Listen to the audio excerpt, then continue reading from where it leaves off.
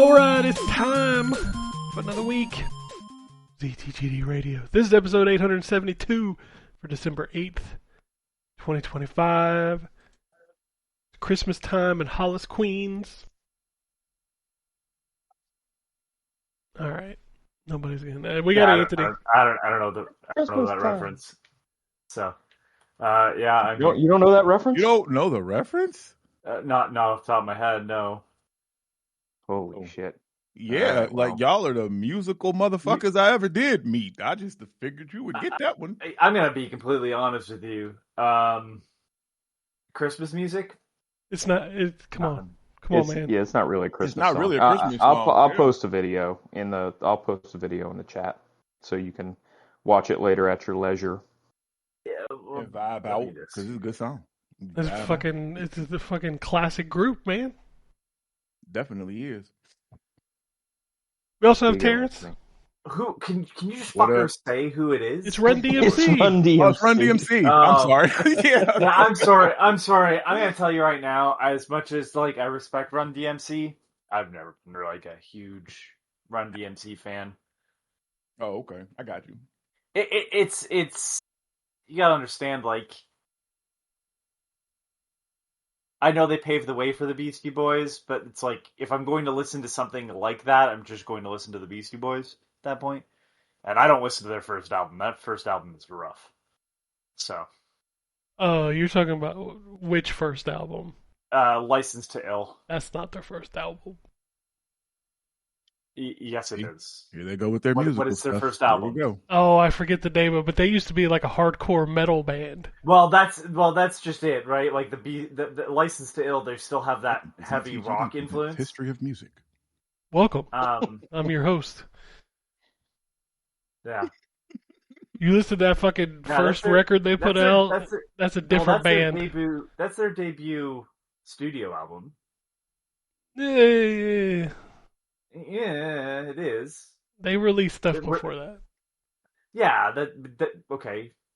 But was it a studio? Because he said that was the first studio. Well, I mean, they didn't record it in a tin can. Yeah, they have EPs before then. That's still an album. Okay. Well, I may not know a lot about music, plays. but I thought there was a difference between a studio. I realized that I recorded an EP is an extended play. Generally, they're not as long as an album. Well, I understand that, but it's still something you can listen to. Okay, well, fucking License to Ill is still their first album. What the fuck? Oh my god, we're pulling the word shit. Whatever. They were different before License to Ill by a lot. Yes, and License to Ill is rough. Still, I love License to Ill. Paul's Boutique is where they start to get into their own. Wombat's here too. The album sounded better. And that's been ZTGD History of Music. Oh shit! I was trying to think of the name of the song because it was driving me crazy because I can hear him yelling it. And it's Egg Raid on Mojo. That's the one. Oh, that's the name of the song. That's the name of, and it's fucking. He just his voice is completely different when they did The Rock. He's like Egg Raid on Mojo. Oh, it's bad. I have their album Some Old Bullshit, which has some of that type of stuff on it too. Oh, I'm so glad they changed direction. Oh fuck God, yeah. Pivoted.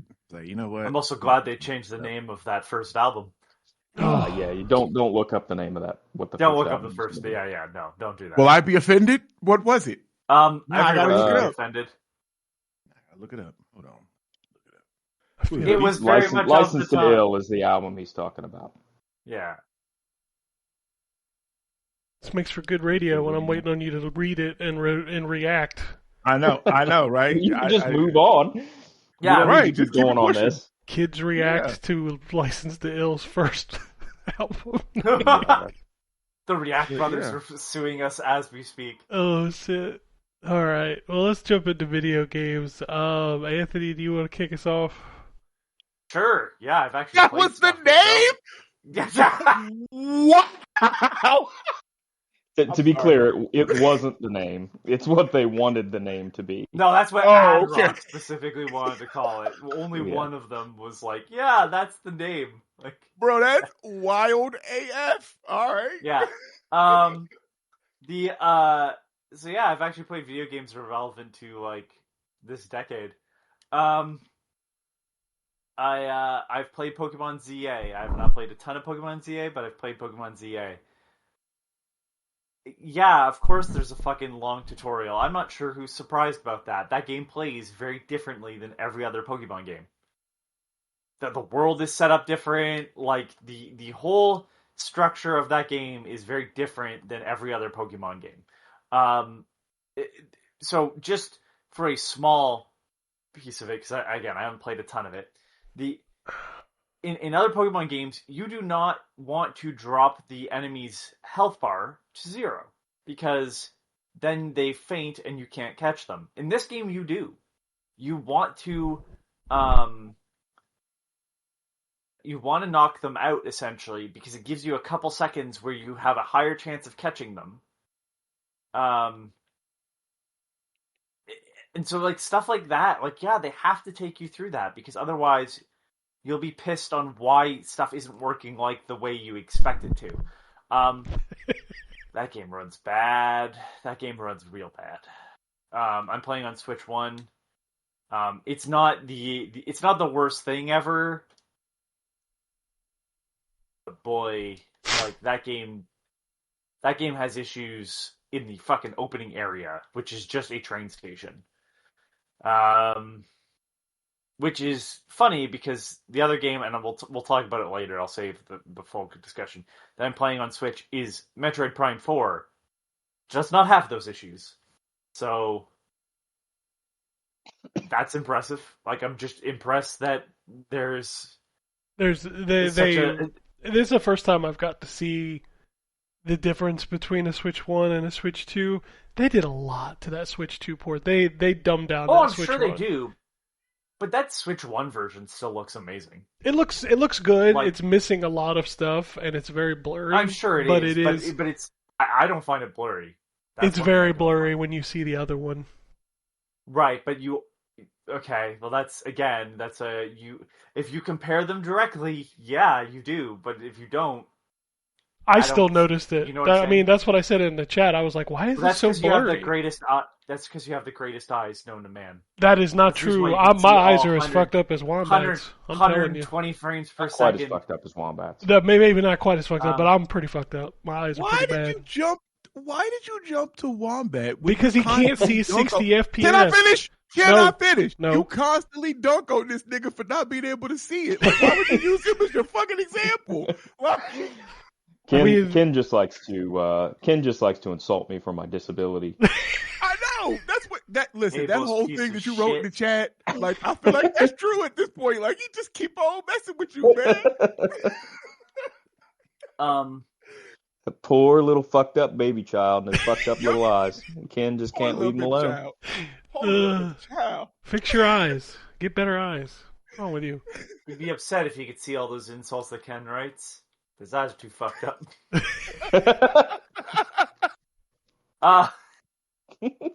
Goddamn.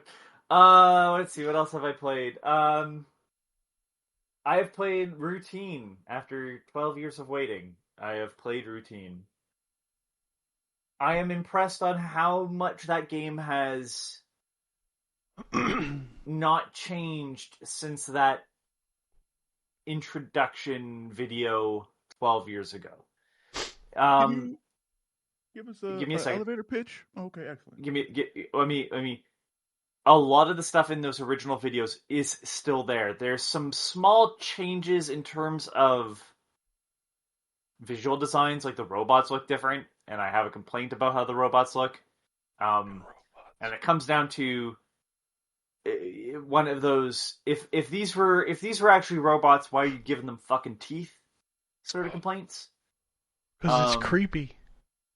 Right, and that's the problem. That's where I'm like, okay, but again, like, you know, it's it's just one of those little things. Like, yeah, if you don't want your fucking robots to be scary ass monsters, don't give them fucking teeth. That's a pretty So elevator pitch. It's Alien Isolation, but with robots and some other stuff Robots. that I can't talk about. I installed it. I just haven't played it yet. You're on the moon. You are an engineer. Are you a wizard? There. There's quakes on the moon, and the quakes have opened up. God, I love Quake. 1, 2, 3, great games. Yeah. Speaking of Eldritch horrors, there's apparently one in the fucking moon. I don't know. That tracks. It's done very well. It's done very well because your story is handed to you via emails that you're reading or videos that you're watching. Gameplay. I mean, gameplay is Alien Isolation. You really don't have a fuck ton of ability to fight back. The key component with this game, first of all, it takes place in I think the 80s, on the moon. Everything's a CRT, and the CRT visuals are awesome looking to the point where you go, wow, these people should make all those filters for the the emulators that people want to try to make it look like an old CRT. These look like old CRTs. Your gun has a CRT. In the back of it, it's actually the scope of the it's actually a tool, a technician's tool or whatever, because it's Dead Space-esque in that sense. And your gun can wirelessly connect to certain computers. It has a module in it that allows you to check for damaged computers. This game is mostly a puzzle game. You're solving puzzles, trying to get out of certain areas and the like, and there's just happens to be robots. Super fighting robots. Yeah. There's actually some weird arcade games you can play too, which are kind of fun. I didn't expect that. It's set up like an immersive sim. So think Thief or Prey. It's got that sort of vibe going on. You can do some stuff, but you don't have a ton of. You don't have an inventory. You literally have the battery, your 3-charge battery for your gun tool thing, and that's it.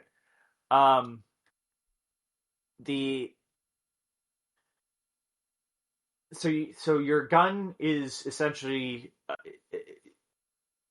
it's a tube television, and then there's like a single piece that you could, like a single module you start off with, which is just like a electric shock.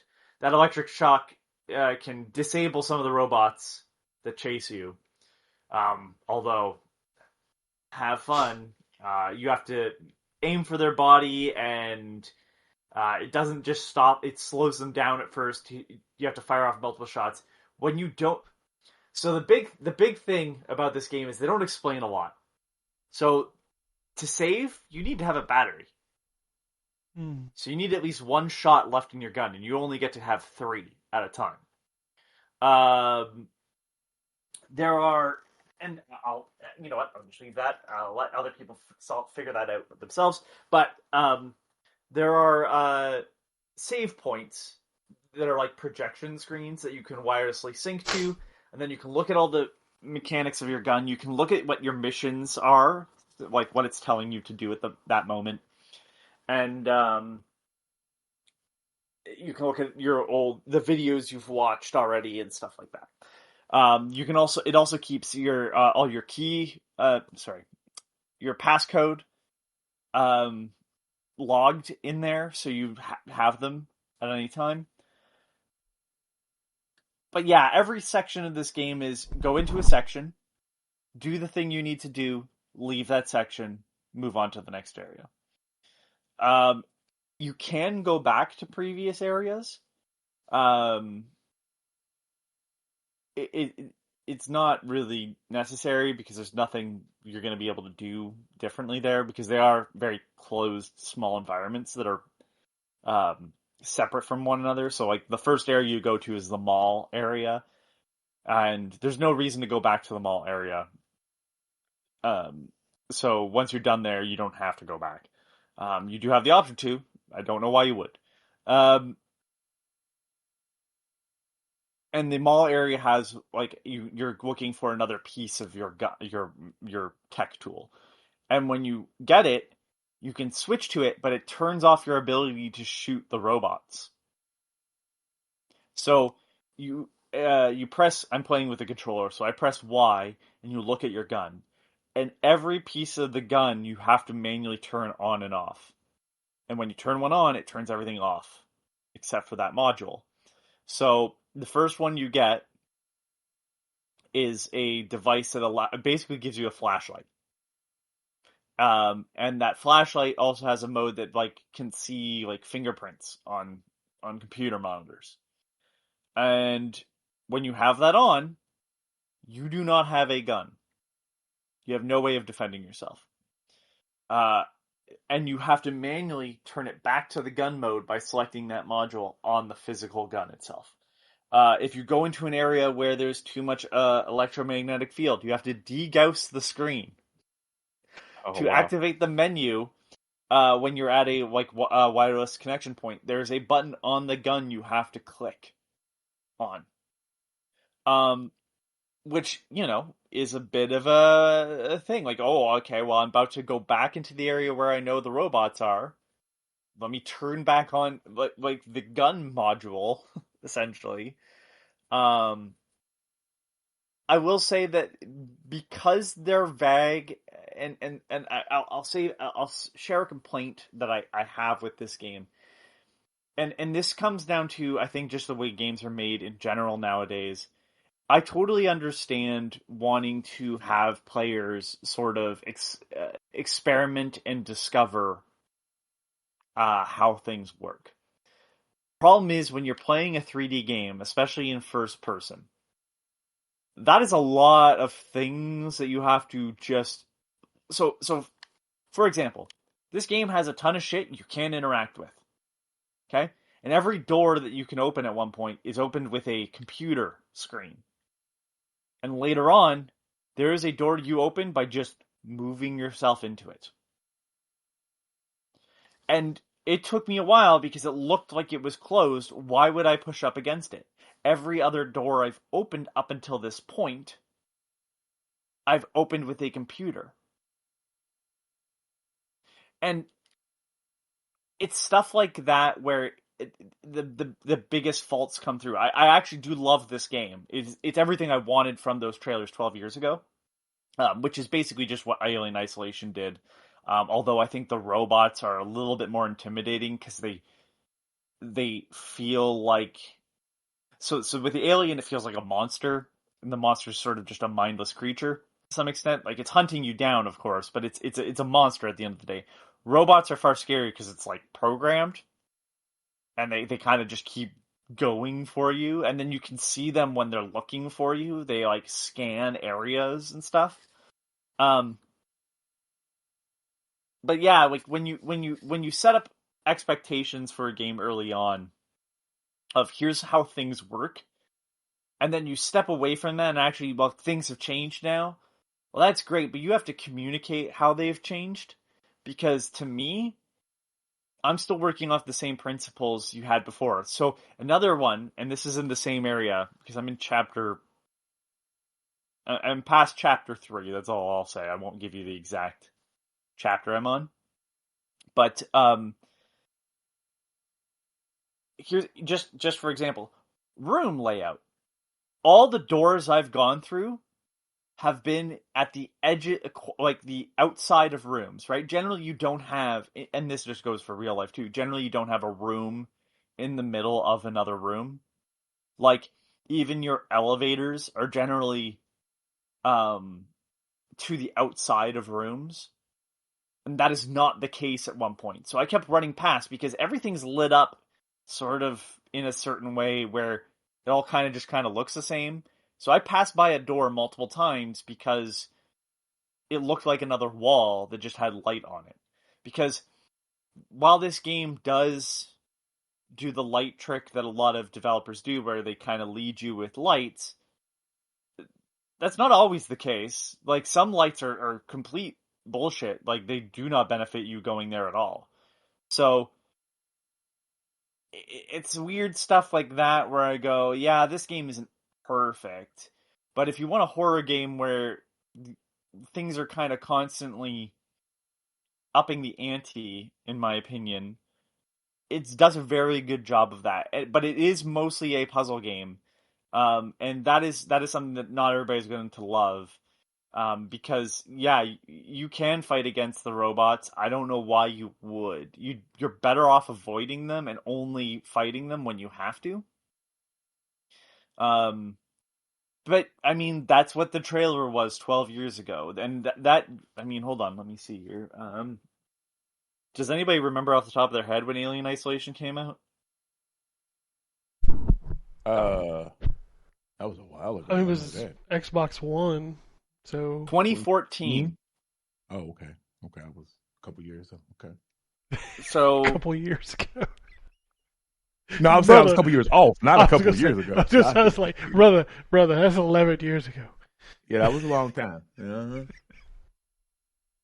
Yeah, so I mean, like, this was announced around the same time as announced in 2012. Yeah, so before Alien Isolation came out.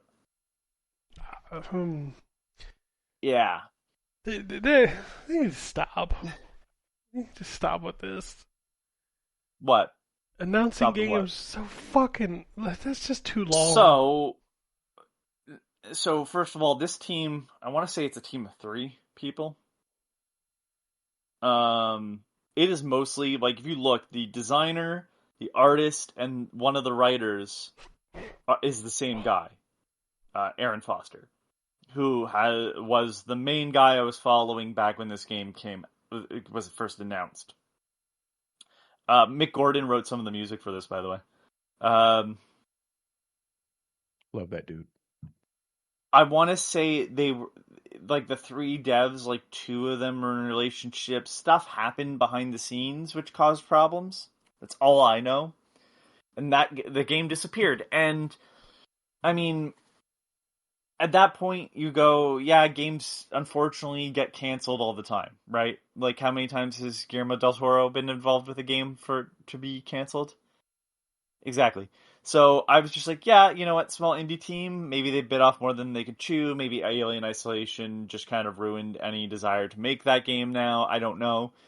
So to see it 3 or 4 years ago be re-announced, essentially, I was very excited. And again, like, if you look back at that original trailer from 2012, this game is still very much that.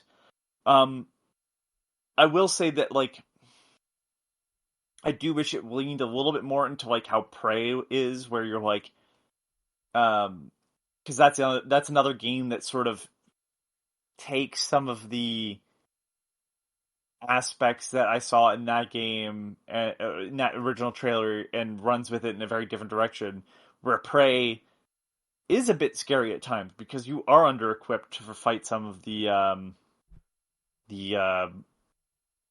whatever they're called. I cannot remember what the monsters in Prey are called. Doesn't matter. The black ghost looking things. And like when you're scrounging for elements and ammo and stuff to fight back, like, there is a bit of a panic there, and because I know that, like, all I can use is batteries to fight back, like, all I'm ever looking for is batteries. Like, I know I'm never gonna have to pick up anything else. It's mostly, like, puzzle solving, like I said. So it is, like, you know, again, this isn't the greatest game ever, but I'm very happy to have it after 12 years. It is exactly what it presented itself to be all those years ago. So yeah, I have more of that to play. I want to finish it before I write my review because the story is so important to that. And then I think that's about it. I have to reset up my Xbox because I want to play Sacred 2 a bit on the 360. Behind the scenes, I've been having issues with HDMI splitters. So I have to redo that all to get back 360 hooked up to my television so I can play the Saber 2 on the 360 to compare it to the new port, because I don't know, I feel like it played a lot better on there. Now I haven't played since the update, but still, it's just how do you botch the controls you already had figured out? It's always impressive. That's it from me. So we gonna wait on Metroid? I figured that's probably the biggest game this week, so I figured I'd just leave it. All right, we'll move on to Terrence. Hi. I don't have anything. That's a lie. I don't really have anything. I don't have anything new, honestly. well, yes, I do, but I mean, I don't know how much I can talk about Yakuza. I mean, it's already out. Yakuza 0. I mean, The y'all know update is not out. I don't think he sent us. Let me double check it. I mean, I won't talk about any of the enhancements and stuff because honestly, I wouldn't know the difference, right? Because I never played the original. But you might accidentally say it. You don't know. True. Well, I guess that's true. Oh God, you're asking me to find a needle in a haystack with this email. Well, I'll just look. I'm enjoying it. You know, that story is very. I'm going to just say it right now. The Zero Director's Cut is already out on Switch too. So if it's a story element, that's right. Out. I forgot that came out. Oh, okay. Like cool. Performance things maybe, but like the story aspect. Not that you wouldn't necessarily know. Right. You're not going to be able to pretend that's not there. It's already out on Switch 2. So go ahead. Switch 2. Well, I mean, I'm enjoying it. I'm not. You know, I think I'm like 6 hours in. So you're still in the tutorial. I kind of figured because I feel like at one point I did mess with this or I saw something because there was a cutscene where he was Kiryu was confronting the boss with the glasses. I can't think of his name before you have the fight with him. And I was like, damn, this feels so familiar. Like, so I feel like maybe I must have messed with it a little bit. I think you mean Kuze, yeah, that's his name. Yeah, that's him. But that dude, by the way, Zawa Hitoshi, I think is his name. Fucking weird dude, because he just looks like that in real life. Oh wow, okay. That is just him, and he'll fucking post. He's watching He's watching baseball MLB games while fucking sitting in a bathtub. And then he's like posting pictures with these young, attractive women. That dude just lives that life. Okay. Just some actor from Japan. Yeah, just fucking cool shit.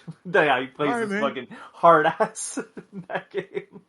Yeah, he definitely is too. Like it's so because I feel like at some point he ends up curious of going to prison.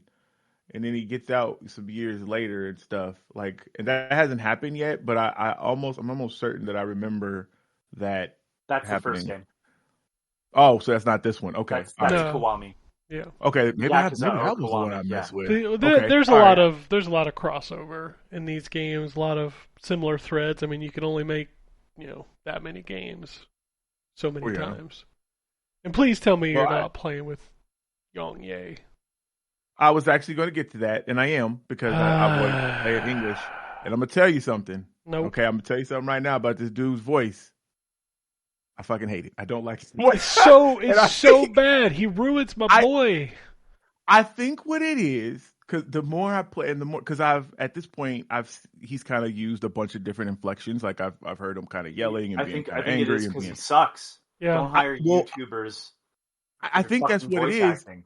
But I think that he's playing him with his voice too low, because I've heard this dude's normal voice. I don't understand why he's making the original voice actor. Yeah, and I think that's what it is. Come back already. Just have the fucking original voice actor come back. He's not Mark Hamill. He's not going to cost a fuck ton. Man, does that nigga speak English? Kiryu's voice is only... Oh, nice. I didn't know. I'm sorry. The original voice actor from the first PS2 game, they have brought back a whole whopping one time for Yakuza 7 Like a Dragon. And so I was like, wow, they brought the original voice actor back. Cool. And then they recast him for some fucking reason. And I'm like, why? I wonder why. Because this dude's he's It not makes sense great, why they had to man. recast Majima, because like when you do English, you're not getting Mark Hamill back for the same price he cost in fucking 2000. You know? Matthew Mercer does a really good job because Yes, he he does. did him in the pirate one that I reviewed Yeah. earlier this year, which was great. Like I loved that. Oh my god, that game was so No, good. Matt Mercer was a great hire, but it's just like, yeah, you're not getting back Mark Hamill, and not Right. that Mark Hamill's version that was when they like added a ton of swearing for no fucking reason in that. Yep. I know, I did it, but like it's even worse than me just dropping a fucking in the middle of phrase. Gotcha. Yeah. You know what? There was a couple of lines in this that have come up, and I kind of felt I was like, "Damn, that fuck felt forced. Why do we need that there?" I don't know. Like there was enough in the dialogue that really hammered that home without the need for the I expletive. mean, But you don't hire YouTubers for this stuff. Number one, number two, you don't hire bad voice actors. Yeah. Yeah. Because I was gonna say not that I've played it. I know that other people have. I know it's getting great. Dispatch has a couple of YouTubers in it, and they're not bad. I want to play that. No, I want to play Fucking, that. they have Penguin Zero, Charlie there. He's doing the voice of the tell me Bat that guy. Shernana Lizard, that blonde girl, is on it. What's her name? I don't know. She's not a YouTuber though. I mean, you Alana guys Pierce. could just make up Alana Pierce, yeah. syllables, I don't know. and I Alana would Pierce is in believe there, that but was then real. she is. Jacksepticeye is in that as well. But that's not the first time I've heard Jacksepticeye act, because he's also Same. in River City Girls, and he was fantastic in that, playing a very different character. So yeah, maybe like if you're going to hire YouTubers, at least see if they can do the job. Right. Maybe I should have rephrased that. It's not that you're hiring YouTubers; it's you're hiring YouTubers can't do it. They just want the name out there, like, oh, this person is doing this character. Like, Yeah, the name is like that Norm Macdonald joke about Carrot Top movies. You know what they call it? Box office poison. Is this dude a big YouTuber though? Because I swear No. he is the weakest link in this of Goodbye. all the people that I've Goodbye. heard thus far. Goodbye. Like that's a throwback. Dang, I just realized. Ken did it too. Yeah, we're all on the same page here. That's cultural, man. You got to know the goodbye thing. Yeah. He is not good. He's not a great YouTuber. He's not a great voice actor. He's better now, but that is not the bar is in hell. So I will say that I've heard I him did talk, play a little and bit. he's better than he was in Infinite Well. I mean, you can't get much worse than bad. Like exactly. I mean, that's true. Like, yeah, that's the only game I will not play in English. I just won't. I can't do it. I also love Kiryu and Majima's Japanese voice actors at this point. Oh yeah, Kiryu's voice actor is Kiryu's voice to me. That's just what he sounds like. Which is why I think the English voice actor works so well, because he didn't try to do Kiryu's voice. He was just very dry. Like the original. He was just like, sure. And I'm like, all right. See, and that's what I feel like the note that the director should have gave this kid, because I just feel like he's trying to imitate a voice, and it's octaves lower, and then when he like gets angry and stuff, he doesn't stay in the voice that he is trying to emulate the whole time. It just is a mess, and I just don't understand why this nigga is now brought back for the third game, because he did the Mandal Racist game, he did the thing, and now he's doing this. Clearly made a bad decision. What do you think about you haven't played Yakuza 0 before, right? Correct, yes. What do you think about it so far? I enjoy it. I'm enjoying it quite a bit. Like which part you start with Kiryu, right? I'm assuming you've gotten to the Majima section? I have not. No, I have not gotten to that intro sequence is one of the best fucking ways to introduce a character. Okay. It's very long. I'm definitely excited because I love him. When you start playing his section, I fucking was dying at how good that fucking part was. Yeah. Nice. God, Yakuza 0, man. The dancing sequences, fucking that whole side mission, Miracle Johnson, just in general. Oh yeah, the Miracle Johnson thing is pretty funny. Johnson. All right. Yeah. Dude, I've done game. a side story. Like I stopped a girl from selling. I broke up her underwear selling ring. I did all of that. That's not even the weirdest thing you do in that game. I'm sure it's no, not. The weirdest one is still the girl that's being sex trafficked, who's in love with her sex trafficker. This is a real thing, by the way, everybody. And somehow pizza saves the day, and it's a real fucking pizza company in Japan that paid for that. I guess I don't know how the fuck that dude. I don't know if that's the weirdest thing. a... You eventually hire a rooster to do real estate. See, all that makes sense to me. You don't hire him. You win him as a turkey dinner. Yeah, but then he becomes your partner. And they didn't have a turkey, and then they give you a chicken, and then you can just put that chicken in charge of your real estate. Yeah. And he just happens to do a great job, which I think speaks more to the reality of what a real estate agent does. Right, that's great. That whole mini game, by the way, I fucking maxed out. That one was rough. The Majima one, so Majima has his own. That's a lot more fun because it's a lot more hands-on with like the management stuff. The real estate one is like stuff that should be happening in the background, but eventually I'm just like making it happen by just waiting in the room for like 20 minutes for that timer to reset so I can just go right back to it. See, I liked the one in Like a Dragon, the real estate like mini. No, this is very different. That one. Okay, all right. Yeah. All right. Well, yeah, I'm enjoying it. So yeah, I don't know how close I am to the like I'm looking for. Y'all might not even remember. Like there's a another company, fucking real estate company that I'm trying to find. Yeah. You're going to work for. Yeah. Okay. All right. Then yeah, that's about where I'm at right now. I love that the character in charge of that. Mm-hmm. Fantastic character. I don't know how he sounds in English. That'd be my only concern. But Hachibana.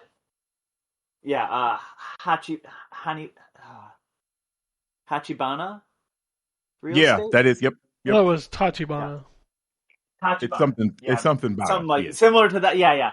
Regardless, I'm in the neighborhood. You are, yeah. For a game I played a year ago. Oh fuck! Mine was like when it first came out.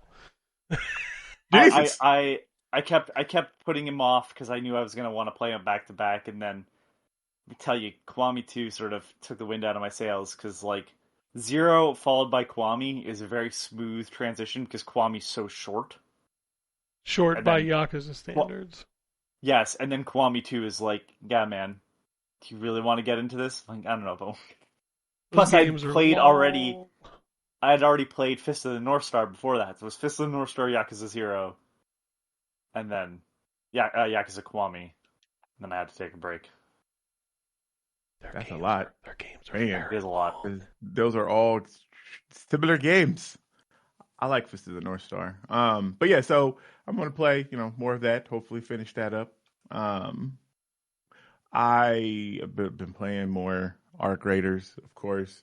I messed with the third person patch launched for the Avatar Frontiers of Pandora game. Oh yeah, that plays really well. It did. Well, it did. Yes, it's getting a new expansion too for the movie that's supposed to come out. I feel like the Avatar game is a lot like the Avatar movies. Like it exists. I don't know shit about it. But yeah, basically, which is correct because the Avatar game actually is really solid. It's pretty good. Like it plays like a Far Cry. A Far Cry game, but you have your bird that you attach your hair Get your bird to its thing, yeah, and then you get a horse later on. You get a little horse creature. Oh, okay. But yeah, the third person update dropped, and it you can seamlessly go from first person to third person. My bird. And it works really well. Well, I'm glad that game is still getting updates. It's just crazy to me that hiker. I think he had a stroke. I'm sorry. I think is what's fucking As soon as he said I got my I'm bird, just a all I birdie could think of birdie. was bird. Birdie. Hiker. Hiker. Birdie. Gotta love that movie. Yeah, that movie holds up. We watched it a little while ago. Yep. Wish there's a fucking Blu-ray version. God damn it.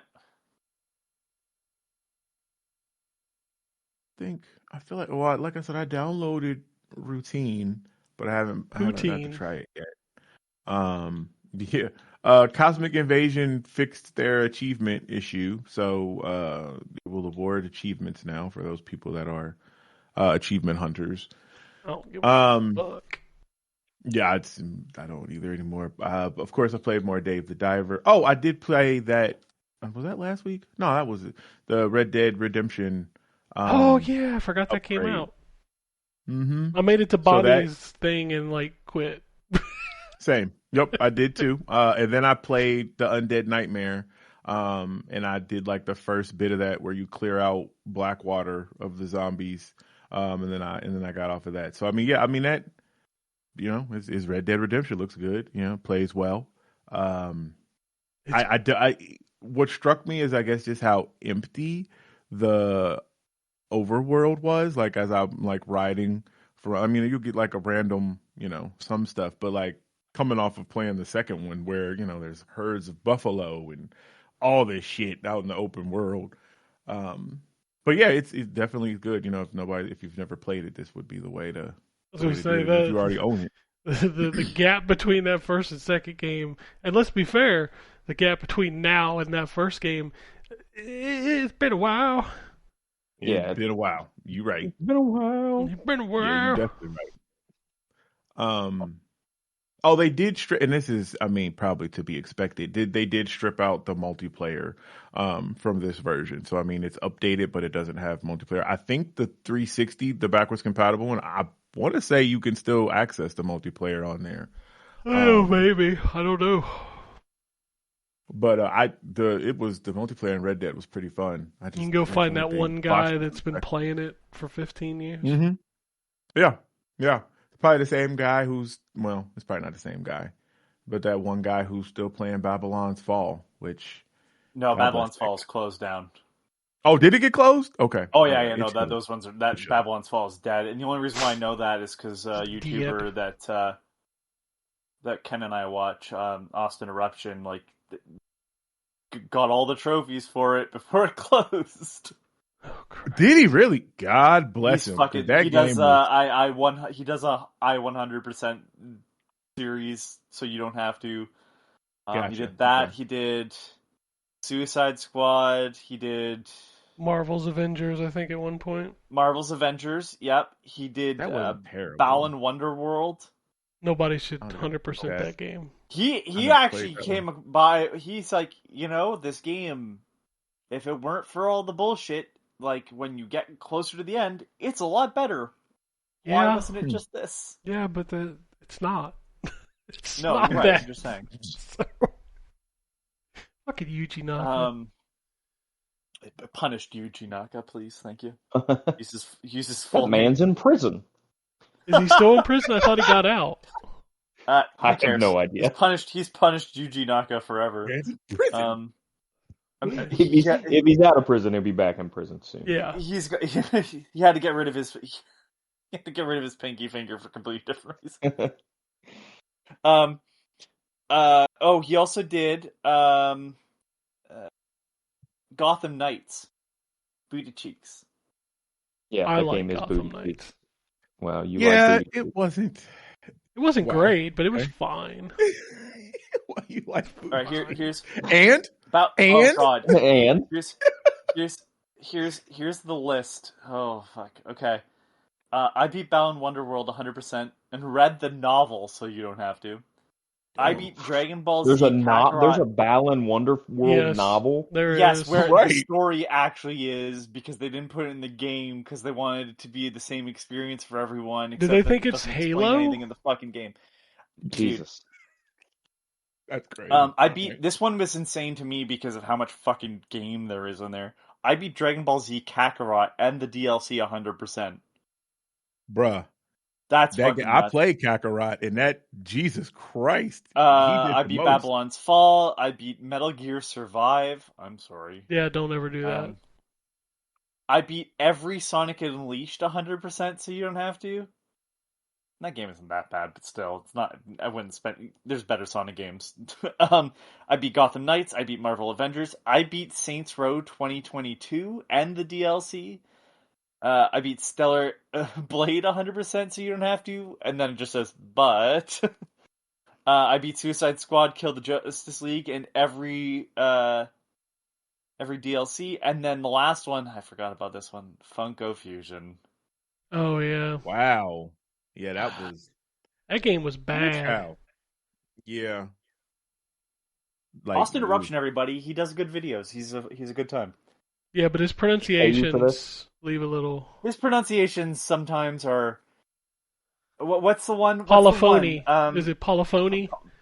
Polyphony. Polyphony digital. Polyphony. Motherfucker's polyphony. What? Isn't That's it a word. Where is he from? Is he from here or Texas. is he from? Yeah. Oh, okay. Well, he's okay. Well, all right then. Okay. Well, I may look at those videos because that's man. He suffered through some of that. I'm not gonna lie. He definitely did. Goodness.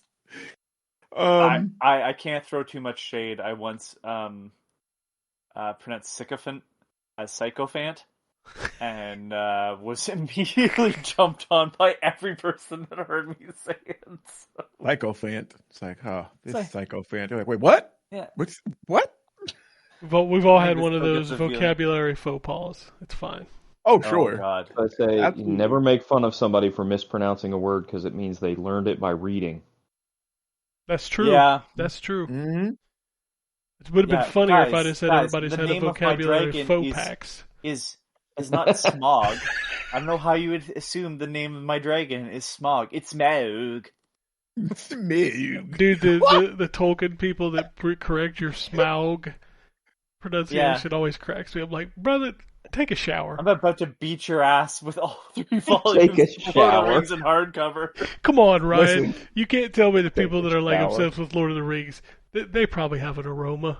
They have an odor. Listen, Well, if no, they're it's to not the the same. point like that, they do. Goodness.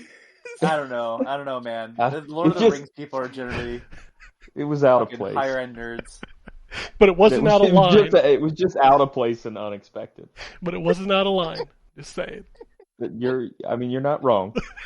It I'm just just gonna have a general statement sometimes- for everybody listening to this sometimes podcast. stuff like that Just take a catches me off shower. guard. If you don't know for sure, just take a shower. just Yep. take one. Just take one. If you're questioning You can it, try you should it. probably do it. You should probably do it. Yeah, go ahead. And you could take more than one. There's nothing wrong. Yeah, guess what? You know what? I'll take- Tomorrow, you could take another one. It's You really- can even take another one later today if you would like, yeah, that's perfectly if on you the want table. to. What is it? The choice is yours. That's right. You don't need Manscaped ball deodorant. You just need a shower. There's no limit to the cleanliness Do a that you can fucking achieve. handstand in it if you're really concerned. And you can sing in the shower. Smaug. Yep. However the fuck you pronounce, I don't know. Fucking dragon with the gold. That dude. And then Yeah. afterwards, you can take a little stick of deodorant and just rub it under there. Yeah, Rub it under there. Yep. that's perfectly I acceptable. love the Stone Cold PSA.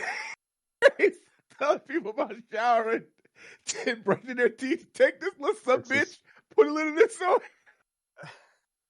Nothing wrong Like with the De La smelling Soul alright. song. A little bit of soap. You get those people be like, no, that's my natural smell. Be like, how's that working out for you? I hate when that's my Naturally- natural. You naturally smell like shit.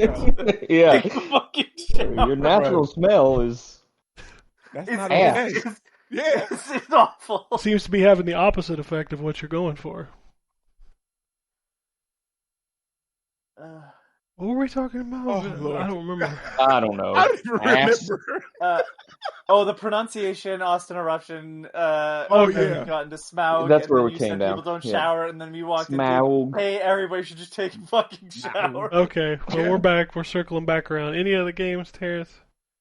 Oh yeah, so I did 2 more and then I'll be done. I messed with Fallout 76, Burning Springs. They launched that update with the ghoul character from the Burning show. Springs is what you get when you don't take a shower. That is, I was going to. He's right. He's right. You're right. At least see a doctor if you have burning springs. Yeah. Yes. You might need a pharmacist to give you something far stronger than on the Right. shelf. Okay. Uh, Okay. It's pretty good if you like Fallout 76. They've made a bunch of changes to it. I kind of dip in and out as they release patches. But it's much more like a traditional Fallout game now, as far as you have like the AI people that's sending you out on quests and stuff. You'll see other people in the world, of course, but you can turn on a passive mode so you can't engage in PvP and they won't with you. So you can actually play it like a straightforward, like Fallout 4 if you wanted to. But this update adds Ohio, because Fallout 76 takes place in West Virginia, so you cross over into Ohio, look at where that. the ghoul is setting up some bounty hunting stuff.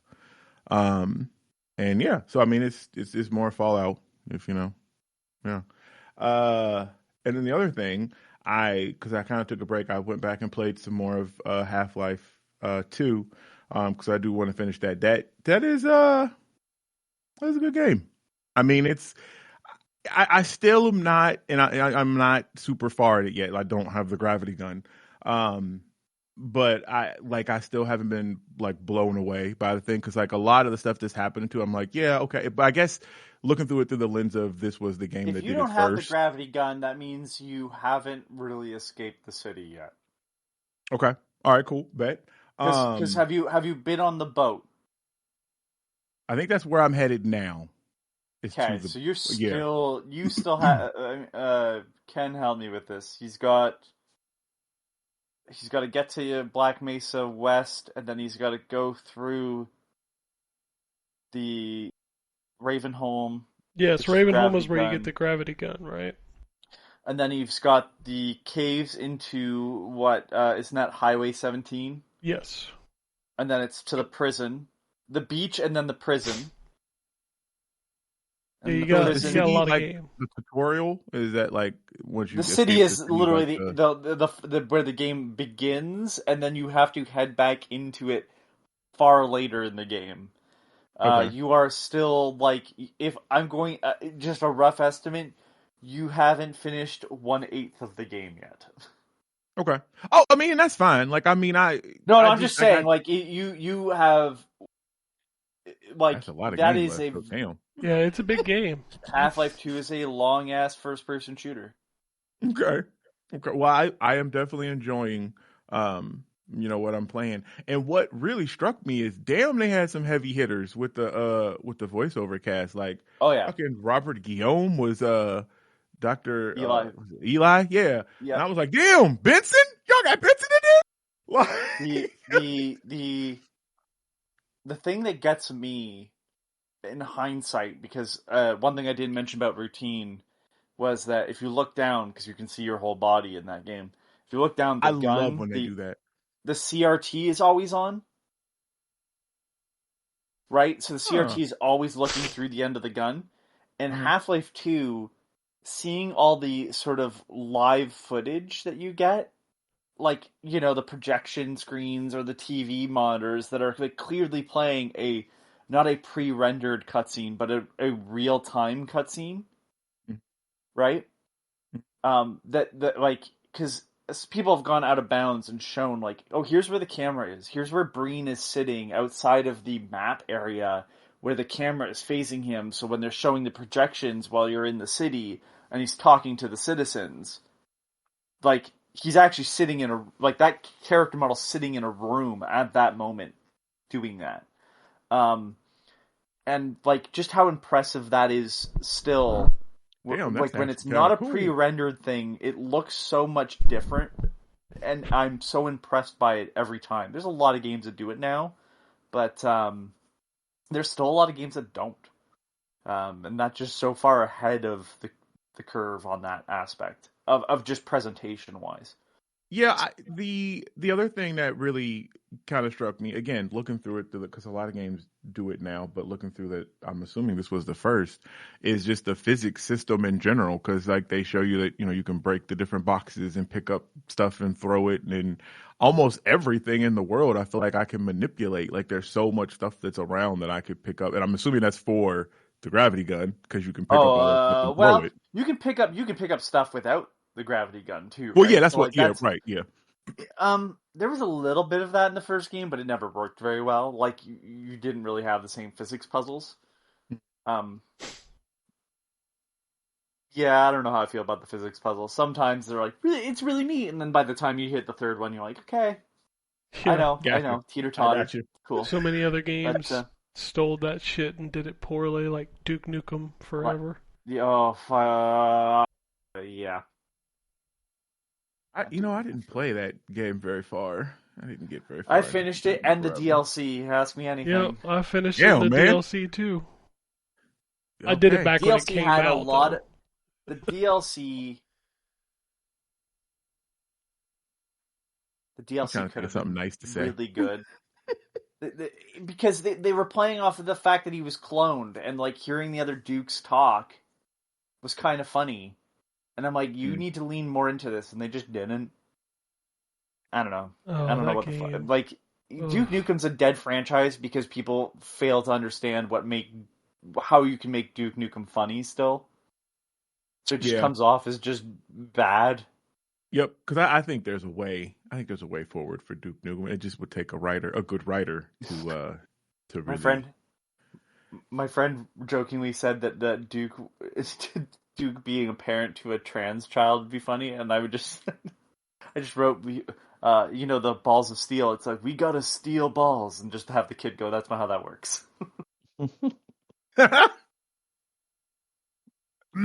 Actually, I feel like something like that would be funny. Actually, that would be the way. I'm sorry, like that. Duke Nukem being out of touch is you can make that funny, and the problem was that Duke Nukem Forever did not make that joke. Duke Nukem Forever still pretended he was the coolest fucking character ever, and by that time he was a fucking running joke.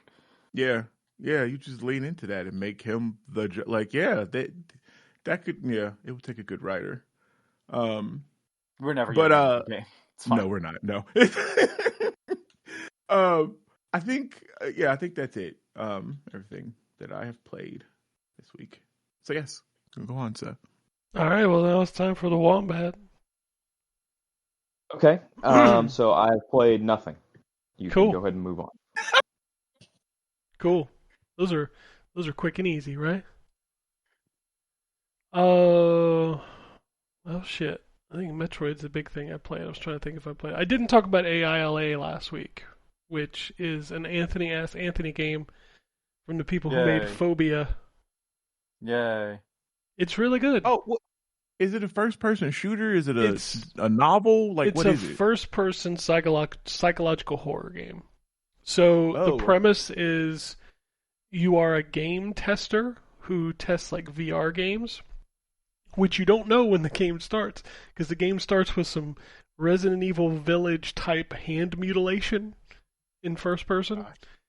And then you realize what you're doing. So, you're playing this virtual reality game. You pop out, and then you walk around your apartment, and you get a package of a new VR game, and you jump into it.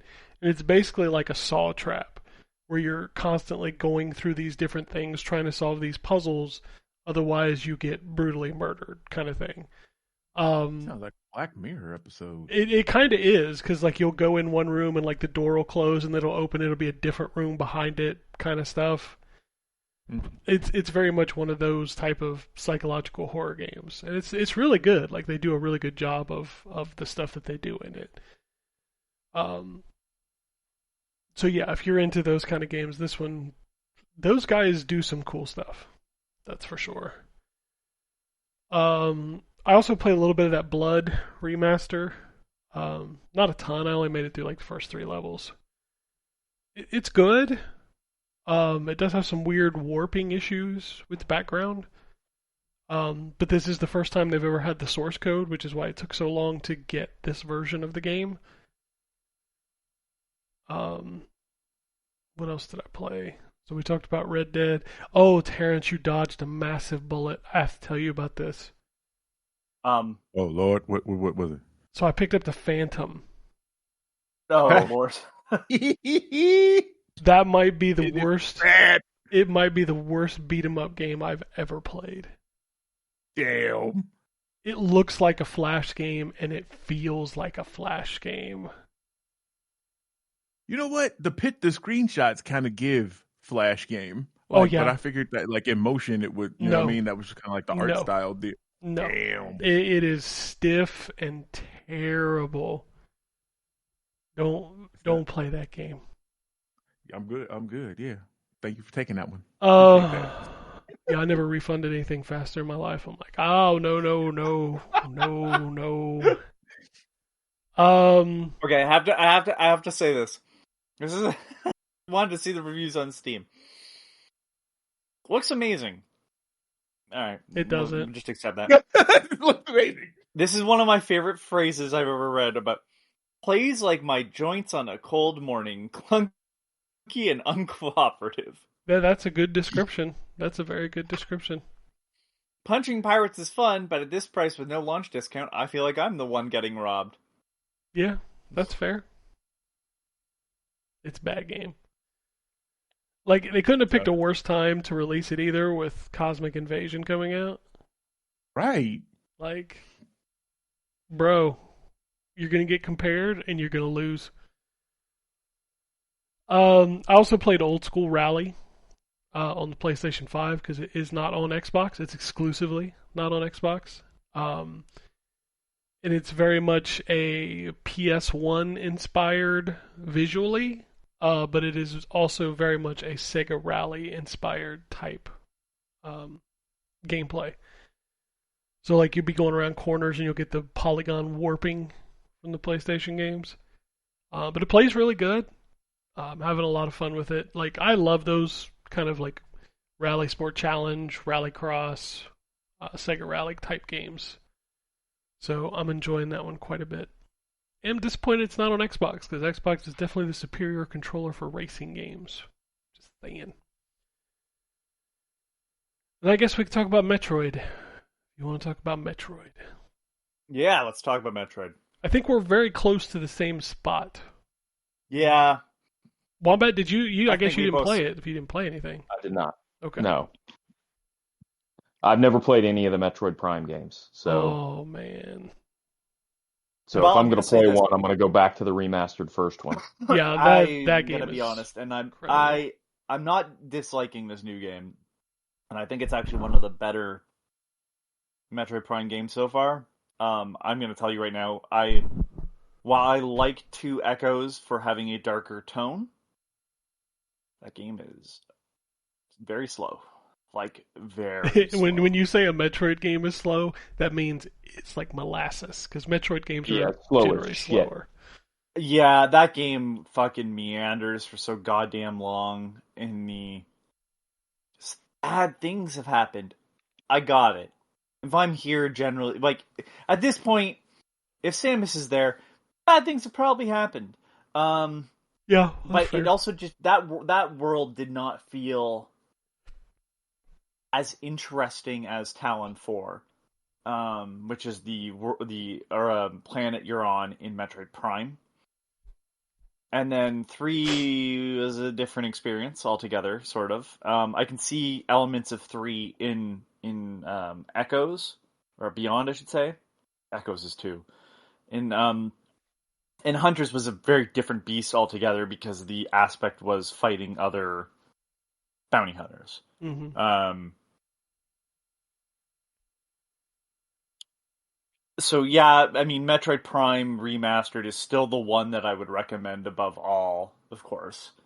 That game is one of the best. It's a 10 out of 10. It's a 10 out of it is. 10 in the original form.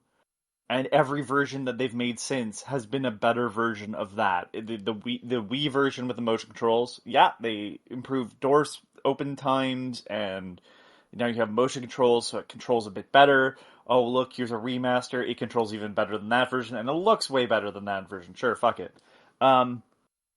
10 years from now when they reissue it again, I'll buy it. Yeah, probably. Yeah. But yeah, this game starts off really weird. This game starts off like it's a Halo game. Halo game. Yeah. Yeah.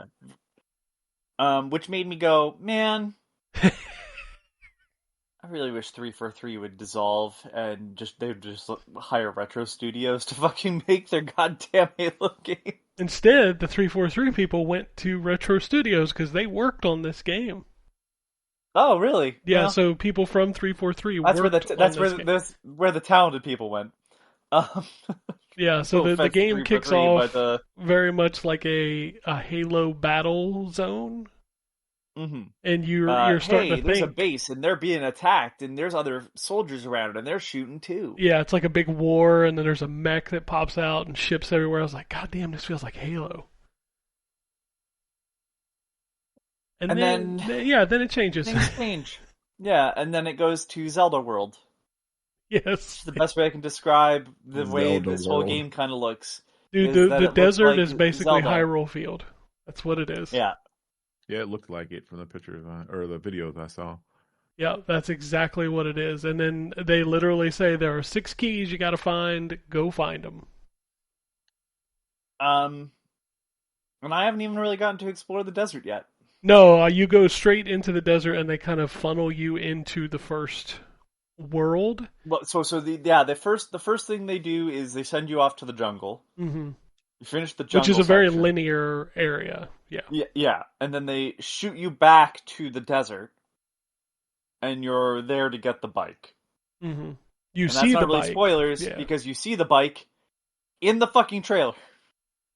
Well, and the amiibo has her on the one of the amiibos has her on the bike. Yeah, so I just got the bike. Ken is a little bit ahead of me. I will say the area. I'm not going to go into detail. The area where you get the bike, I love the lore building there. It feels like the shit some nerd would write about for a Star Wars planet. It very much feels like Camino. Yeah. Like, hey, here's the entire history of this fucking planet based off of the very little lore we have from like exactly one section of one video game. I'm scanning the things and it's explaining to me not only how the machine works, but where it gets its power from. Like, I'm just, okay, alright, that's very interesting. Like, this whole thing starts to make more and more sense as I'm going through and turning on the power and setting it all back up. And, it's been a while since I've played any of the Metroid Prime games, other than just a little bit of the remaster. And it's like, oh yeah, that's right. I like the slow areas of this. And then you get back into the, now shit's on and you have to kill a bunch of stuff. Yeah, you don't fight a lot in this game. No, this game is a lot more puzzles than the other Metroid Prime games. I will say that. Like, I find myself going visor. like 40 minutes without ever seeing an enemy. Yeah. Yeah, the jungle was a little bit more constant, but yeah, now it's the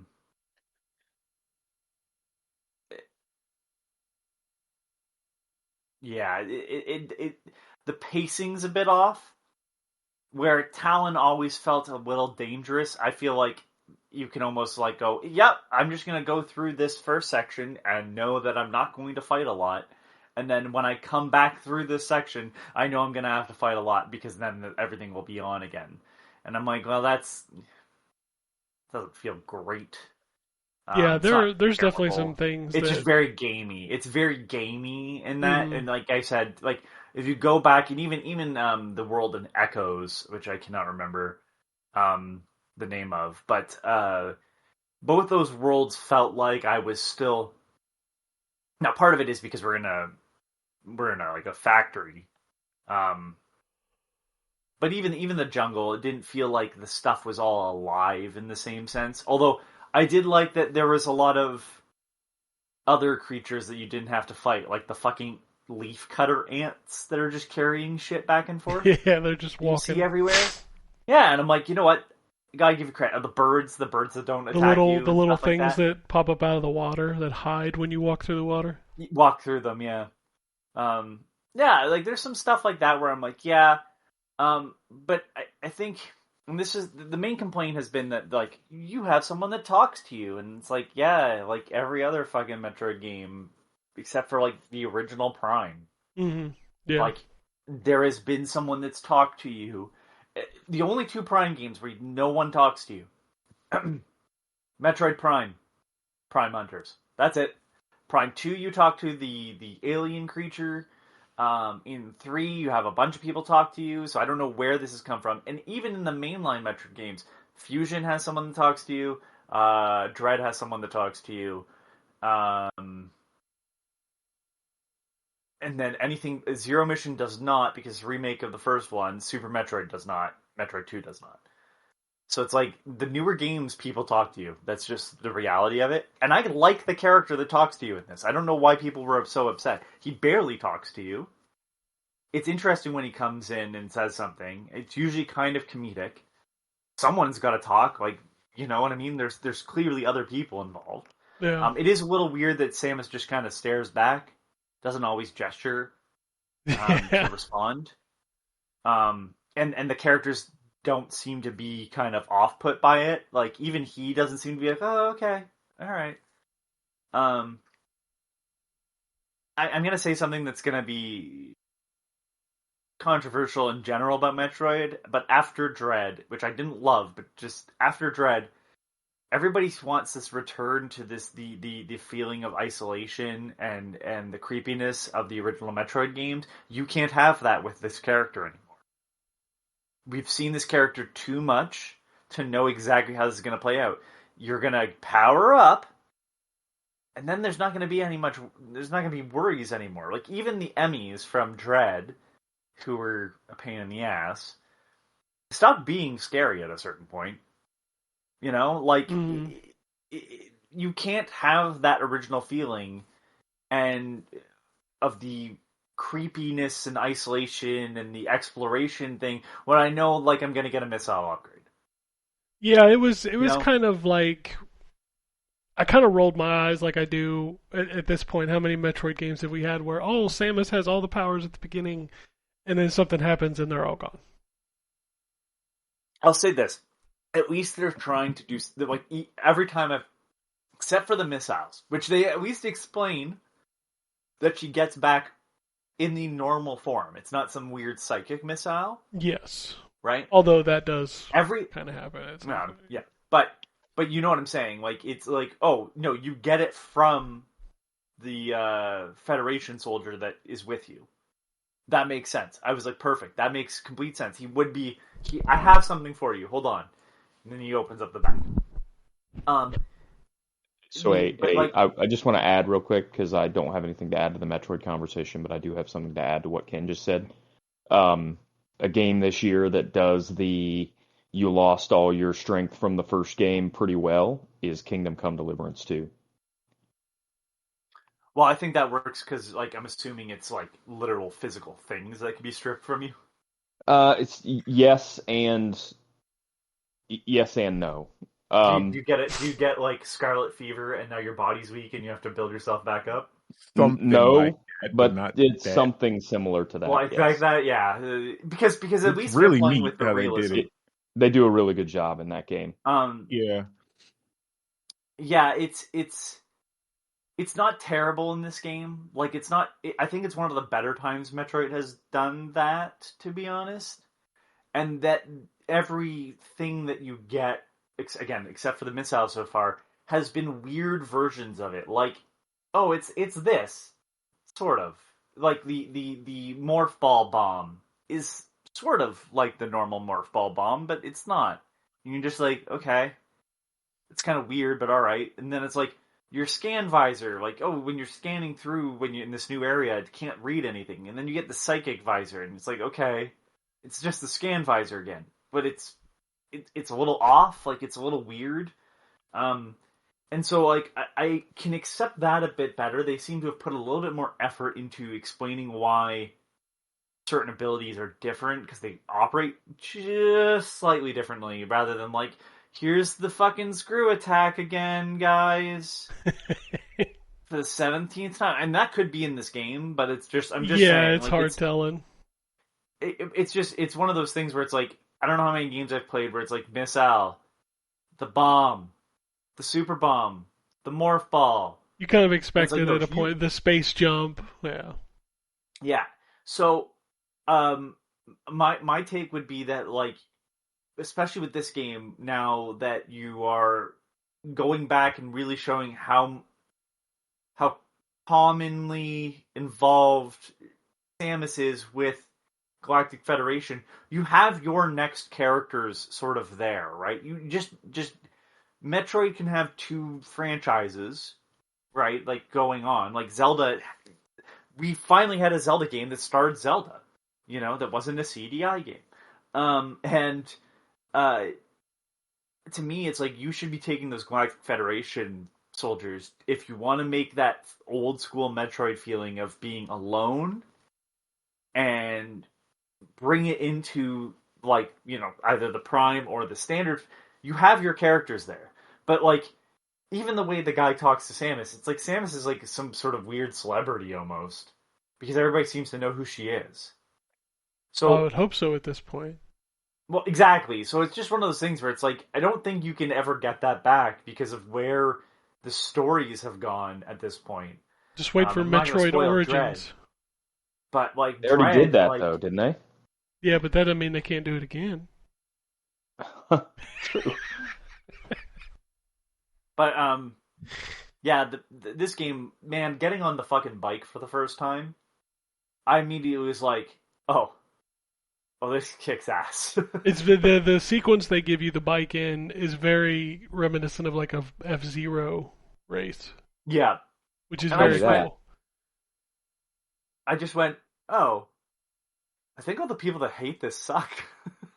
Yeah, the bike is cool. I like the bike, and like, I hope I just think it's a pretty accurate follow up to exactly where Metroid Prime probably should be.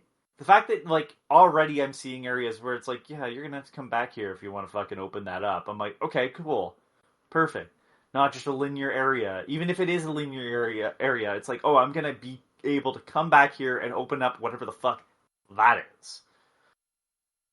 I still feel like at this point, with the controllers that we have, we really need to think about refining the control a little bit. It still feels weird to free aim. It still feels weird to do that. I think it's because they have this weird. So the way this works, I'm assuming you're playing with a Pro controller as well. Yes. Yeah. Is that there's the lock on is L2 or ZL or whatever. What the back trigger is lock on, and you can move your cursor within the lock-on space, which means you move so it's dual analog until you hit the lock-on button, and then you just use the analog stick to strafe around an enemy. And the way you could solve this problem is just have a little bit more aim assist with the dual analog, in my opinion. Yeah, but I think my bigger issue is that these enemies move sporadically, so even when you lock onto them, you have to know to lead, and you can't really lead with a lock on. Like, that doesn't work. Yeah, the fucking the jungle critters that were jumping around like monkeys. Yeah, and like, you can charge up your shot, which is fine, but when you get into a battle where you need to like pull the trigger a lot, it would be nice to have like, can I just hold it down? But no, you can't hold it down because that's a charge shot, and it's like, okay. Yeah. I don't know. I just feel like there's some refinement there for a system that was built based on we don't have a second analog stick. Same analog stick. Although you did in the GameCube. It just sucked. It was a nub. Yeah, it was a nub, yeah. I don't know. I just feel like it's time to refine, and having the 343 guys on this makes me curious of like, well, why didn't you solve this? Like, I don't know. That's the only thing I have issues with in the controls. I That have and the a fact that I feeling that's keep probably mixing a up Nintendo thing. I keep mixing up the ball and the scanner button, and I don't know why. I don't have that issue. I keep doing My it, and I issue don't is know that why. when I'm in the ball form, exiting out, I fucking don't hit the same button again for some stupid ass reason. I'm getting better at it, but like I hit the jump button when you're in the ball form. Also, why can you not control the camera when you're in ball form? That I don't know. That feels was really weird. stupid. I don't understand why that's a thing. But I want to say that was consistent with the other Prime games. That may be the case, but that last Prime That's game was not 18 a positive. years ago. I'm just saying, it's welcome to Nintendo. It works, guys. Like, it does, but it could be better. Technically. Like... Yeah, correct. This chicken is technically cooked, but you didn't flavor it. Thank you. Yeah, like just add a little spice, Nintendo. It's fine. I think it's a really good people game. Complained about so far, in my opinion, I don't see it. I don't see like they're like, hey, like he just won't shut the fuck up. I don't know, like he only seems to come back on when I've done something that is clearly need to be done anyways, which he's not even with you after a certain point. Like he just stays where he's at. Point, though, like I don't remember exactly what it was, but I remember in Metroid Prime getting lost. Oh, 100%. Not to the point where I need to look up something. That game is one of the most obtuse games of all time. It's almost impossible to figure out where you're supposed to go. Right, and so having someone chime in that says, basically, is the verbal, like, ding to success ding, you know what I mean? Like, hey, you turned the power back on. Clearly I was supposed to turn the fucking power back on. Right? Honestly, I thought being lost and not knowing where to go was like a core function for Metroid games. It is a core function for Metroid games, but the problem in Prime is that it was so obtuse that you would literally rewalk the entire world to figure out where to go. Which I felt like the same with Dread, to be fair. And like, see, I actually liked Dread because one of the things I don't like about Metroid as a series is how obtuse I feel like all the rest of them are. And so I actually felt like Dread was a little easier to figure out how to go around. There was one section I fucked up, and I think it was, I don't know if I got there before I had it, the power or whatever, but I totally forgot about it because it wasn't something I could access, and then I didn't have to use the power a lot, so I didn't go back there. But that meant I had to keep running through the fucking Emmy area. It was not scary, it was just fucking annoying at a certain point. Yeah. And I was like, okay, cool, so I'm just keep backtracking through this fucking section where I like get insta-killed if I get caught by this thing, and it's not really fun. Metroid Prime, the opposite end of that was, hey, cool, I'm going to keep running around, and I don't know where the fuck I'm supposed to go. And just having someone at the right time go,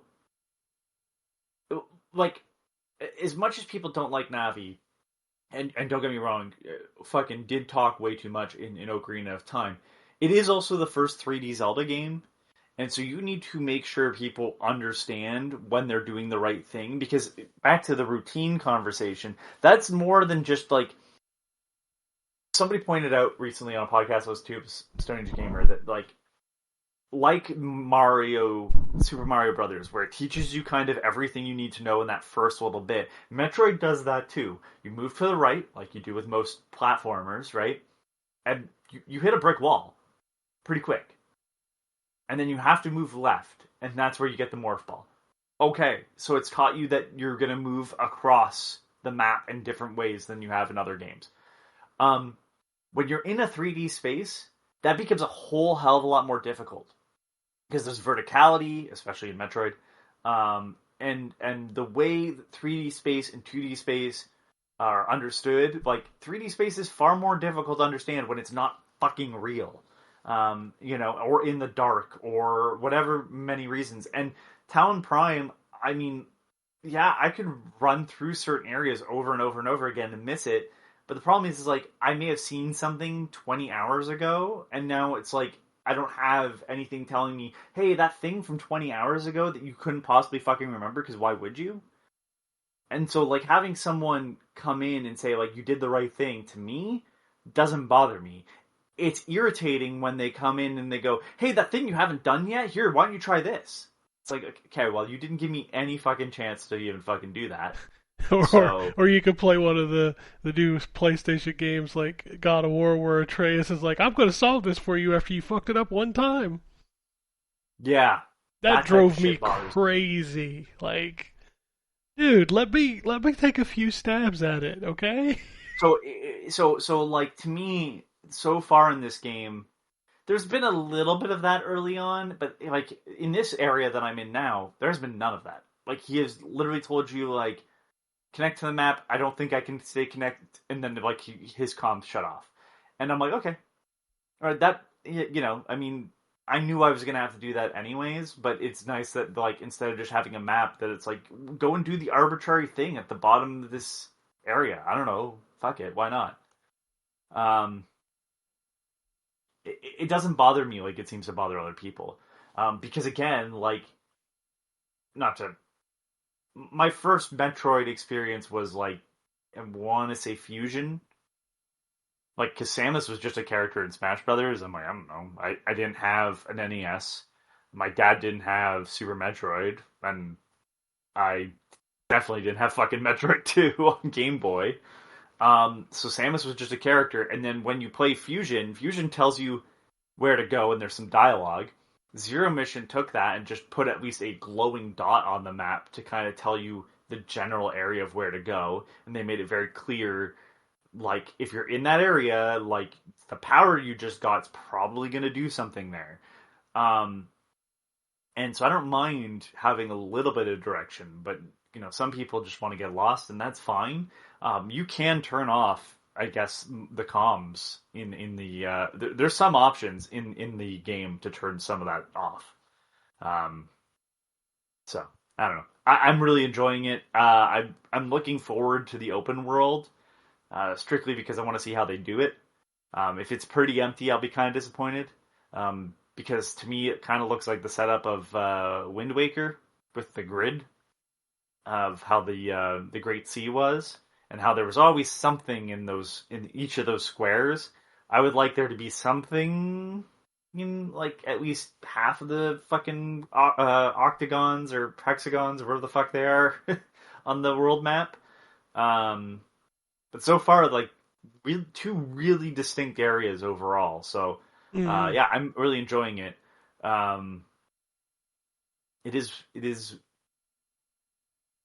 It is something that I would love to try with the mouse. That's the only thing that I'm missing out on, in my opinion, with the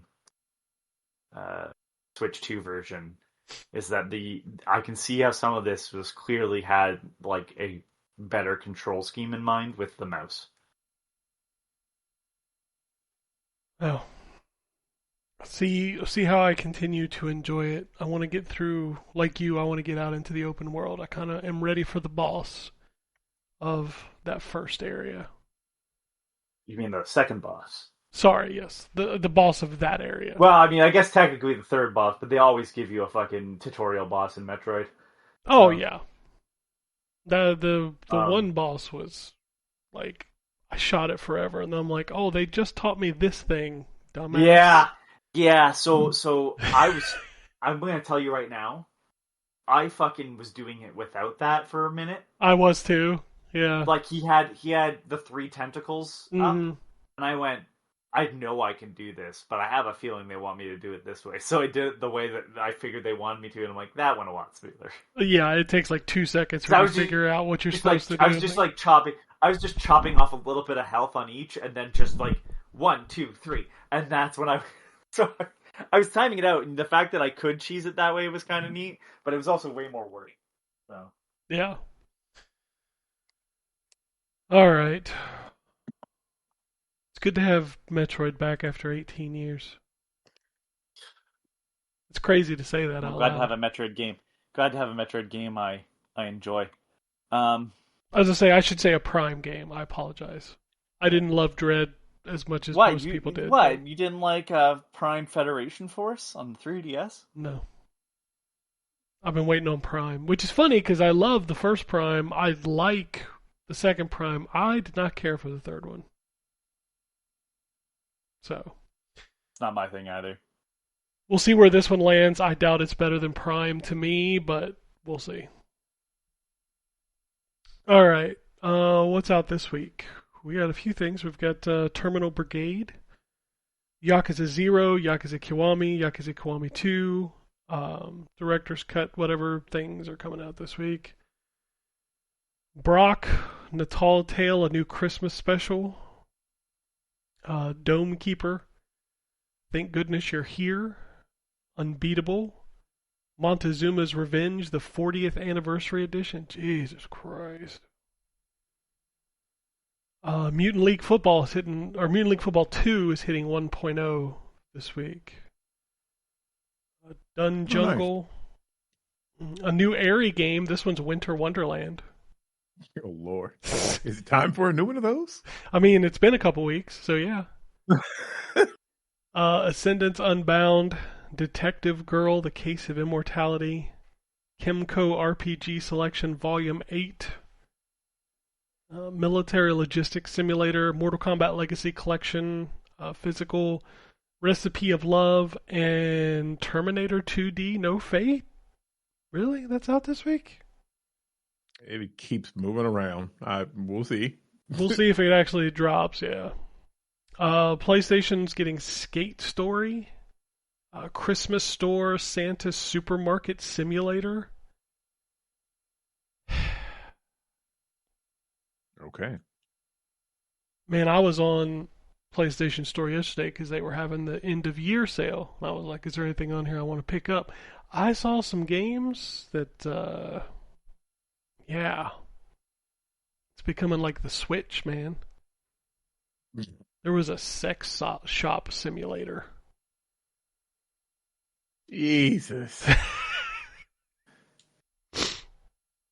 This says Code Violet's coming out this week. Code Violet is not coming out this week. That don't buy that game. Don't be fooled. What is Code Violet? That's from the that's Team the firefighter Kill. game. Yeah. Those guys. What is it? The Dino Crisis spirituals, dude. That game is not coming out this week, and when it does, it's going to be straight. Is the Team Kill the firefighter guys? Quantum Error. Yes. Mm-hmm. Ryan, I need the photo of the constipated fireman. Why is that what instantly came to I was like, yep, Ryan about to drop that in a minute. He about to put that photo. Microsoft Flight Simulator 2024 is coming to PlayStation this week as well. Oh, I need to read this. 4 months ago. I was already there. 4 months ago, a PSA. This is not from me. This is from Reddit. I'm going to assume it's Reddit's UKSCOK and not something else. That's the username. PSA, Code Violet may be a trap. I hate to be negative and accusatory, but the people making Code Violet also made the worst game I've ever purchased. Mm-hmm. Mm-hmm. The game was Quantum Error. My own mistake. I bought it day one without checking in reviews. The trailers looked like my kind of game. The stuff I'd seen online looked like it had potential. I am very forgiving with games that almost always play through and find something to enjoy. Quantum Error was truly the worst video game I have ever played. I do not want to talk bad about the developers. I do not wish them ill. I can't say for sure they intentionally made trailers that were misleading. Let's just say they are way better at making trailers than video games. I would highly suggest that everyone wait for Code Violet to release, get some kind of feedback about it before purchasing. And the top comment is, yeah, my mind's eye is telling me this isn't a great game to get. Dude, that was good. Quantum Error is so bad. All right. Let's do the news. Xbox says Clair Obscure Expedition 33 is the biggest new third-party launch on Game Pass of 2025, based on the unique number of users in the first 30 days of its availability. People really hate that game because of how much people love it, which is always a funny thing to me. Yeah, I don't understand why people are mad because other folks are liking something. Like, what the heck, man? I started. Fuck it, I'll spoil it now. don't go reading other Game of the Year lists, because that's what I'm going to do for our Game of the Year list. I want to see how many we can check off of other people's other sites' Game of the Years. But let me tell you, there's one game that's running away with first fucking place. It's Clair Obscur Expedition 33. 100%, dude. That game is gonna win so many awards. So I have 1, 2, 3, 4, 5, 6, 7 right now. Sites. I've listed. They had to be numbered. That's the only reason. The only ones I would take is if you specifically gave me a number of lists that you would say. So like the only one that I took that was unranked was Forbes, because Forbes said these 5 games are the best games of the year. And they actually gave me 5 rather than just give me a list of games they recommended. Everybody else has a number. And 1, 2, 3, 4, 5. 5 of the 7, Clair Obscur is number 1. Yeah, that's understandable. And I'm spoiling that because like it's no surprise to most people. And to be clear, the one Forbes has it in their top 5. Again, they specifically said they were not ranking the top, like the 5 they were recommending, because they felt that they were all 10 out of 10s. And the only one that doesn't have it on the list is the one that it doesn't have top place, because it's just not there at all. So I suspect that game's going to run away with a lot of awards at the Keelys this week. The surprising one to me is that 2 websites have the same top 3 right now. Obviously, Clair Obscur is number 1 for both those sites. What would you say are the other top 2? I'll only say it if you got it correct, because I don't want to spoil the list. But Donkey Kong Bonanza. Correct. That is on the top 3. Kingdom Come Deliverance 2. Wow. And we're done playing the game. That is on the list. Is that right? No. All right. No. That is not the game. So I'm just not going to say it. But I will say this, too. Kingdom Come shows up I want to say it shows up in most of the lists. It should.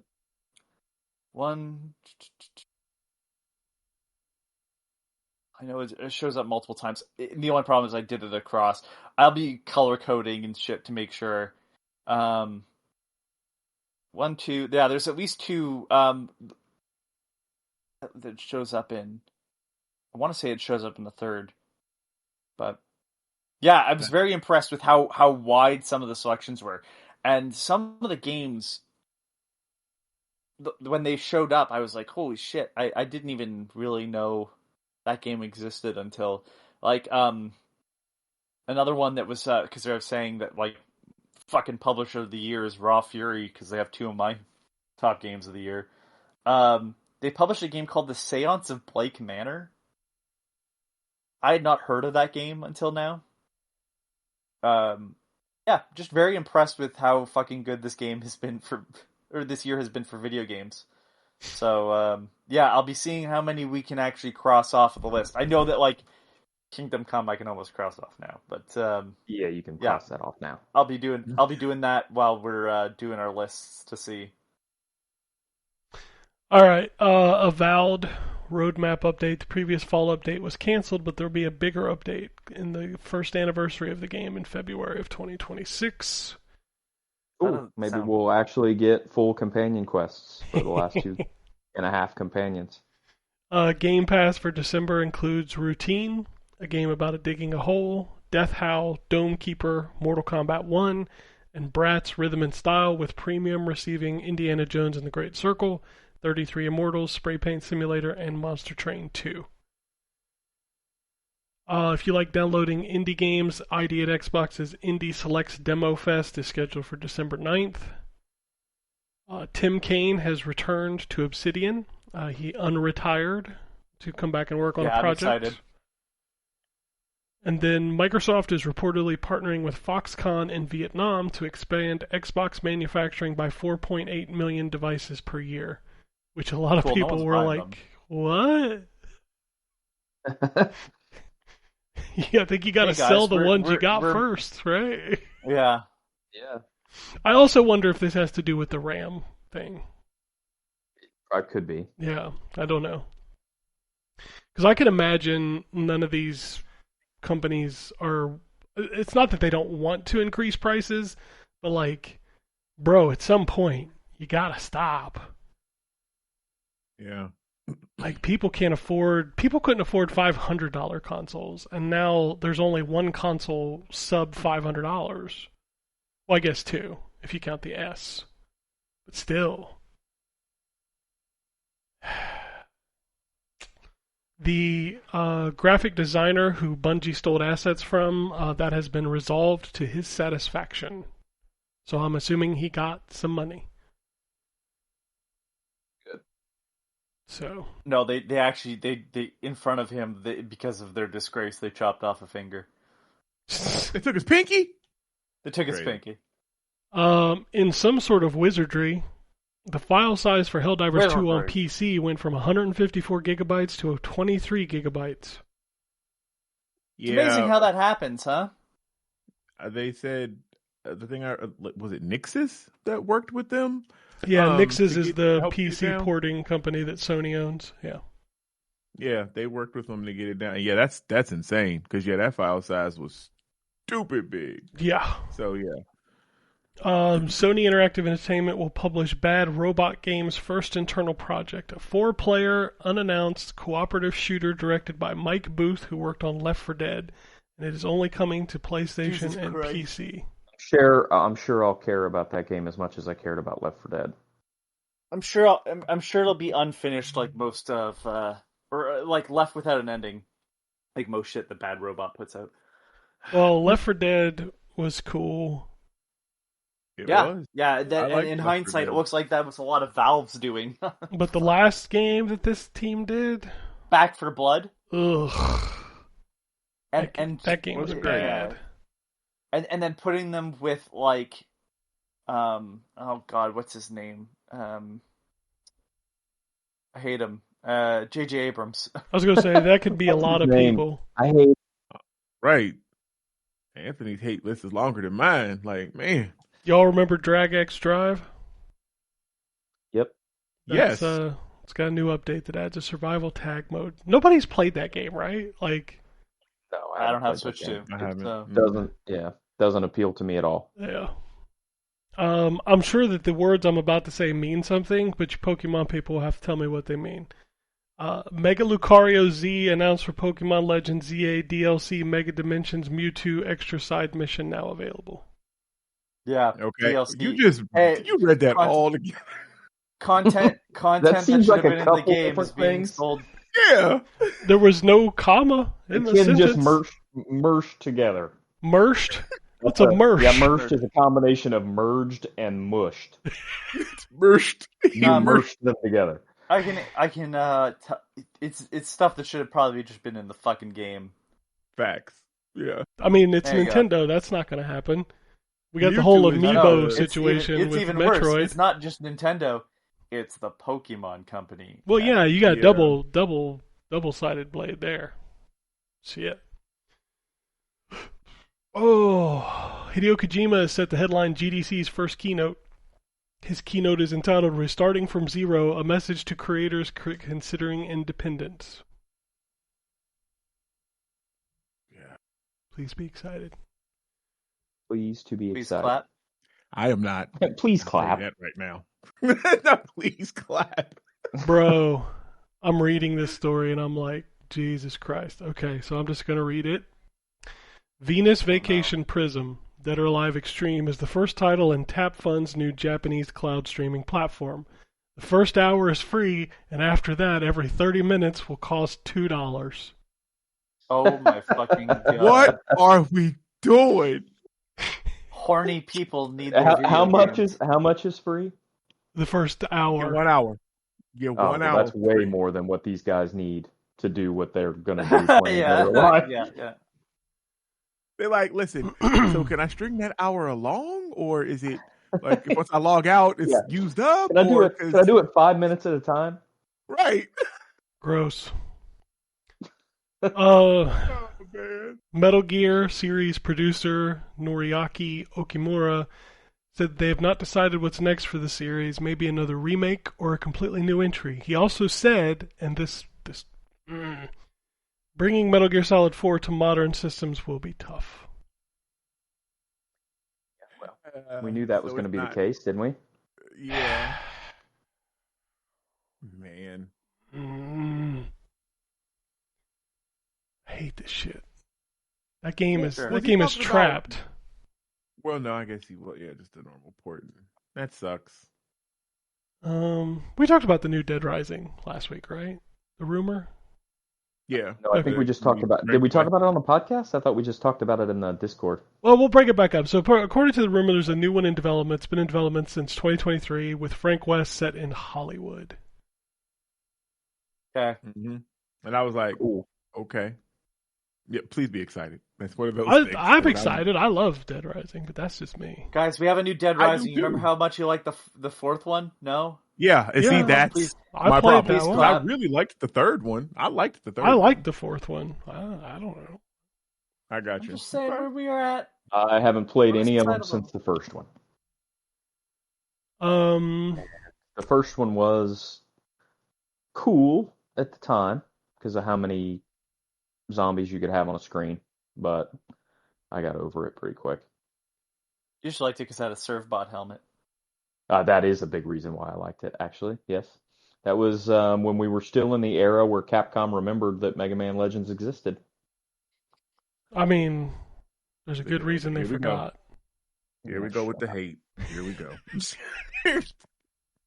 Suda51. That's before they got rid of disgraced KJ Inafune. That's his full name. It always comes back to that guy. Punished Yuji Naka, disgraced KJ Inafune. Suda51 says he wants to bring back his PS2 classic, Michigan Report from Hell. Man, he must be using classic in a very broad sense. But yeah, I don't even know what that is. Kind of playing it fast and loose with the word classic. There. Yeah. I mean, I think it only had a Japanese and European release, so... Oh, okay. Yeah, I've never heard of that game. Yeah. You're a cameraman and you watch while shit happens and you don't die.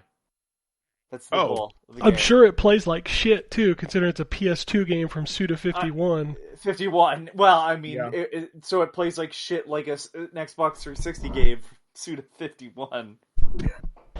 Sega Gaga fan translation is nearly complete. Finally, you can play through the depressing decline of Sega. Sega also says it will start incorporating... Haven't we been doing that in every Sega game since? No. This is actually like a fictionalized version where Alex Kidd has lost his job because Sonic took over. Yeah. Oh shit, that's hilarious. It's like one of the last Dreamcast at a games. game store. Yeah. And it's so it is literally about them like exiting the console market. It's one of the games I always wanted to play, but it's like very text heavy and it's only in Japanese. Yeah. So yeah, the fact that this is finally happening is very, very exciting. It only took 26 years, but you know.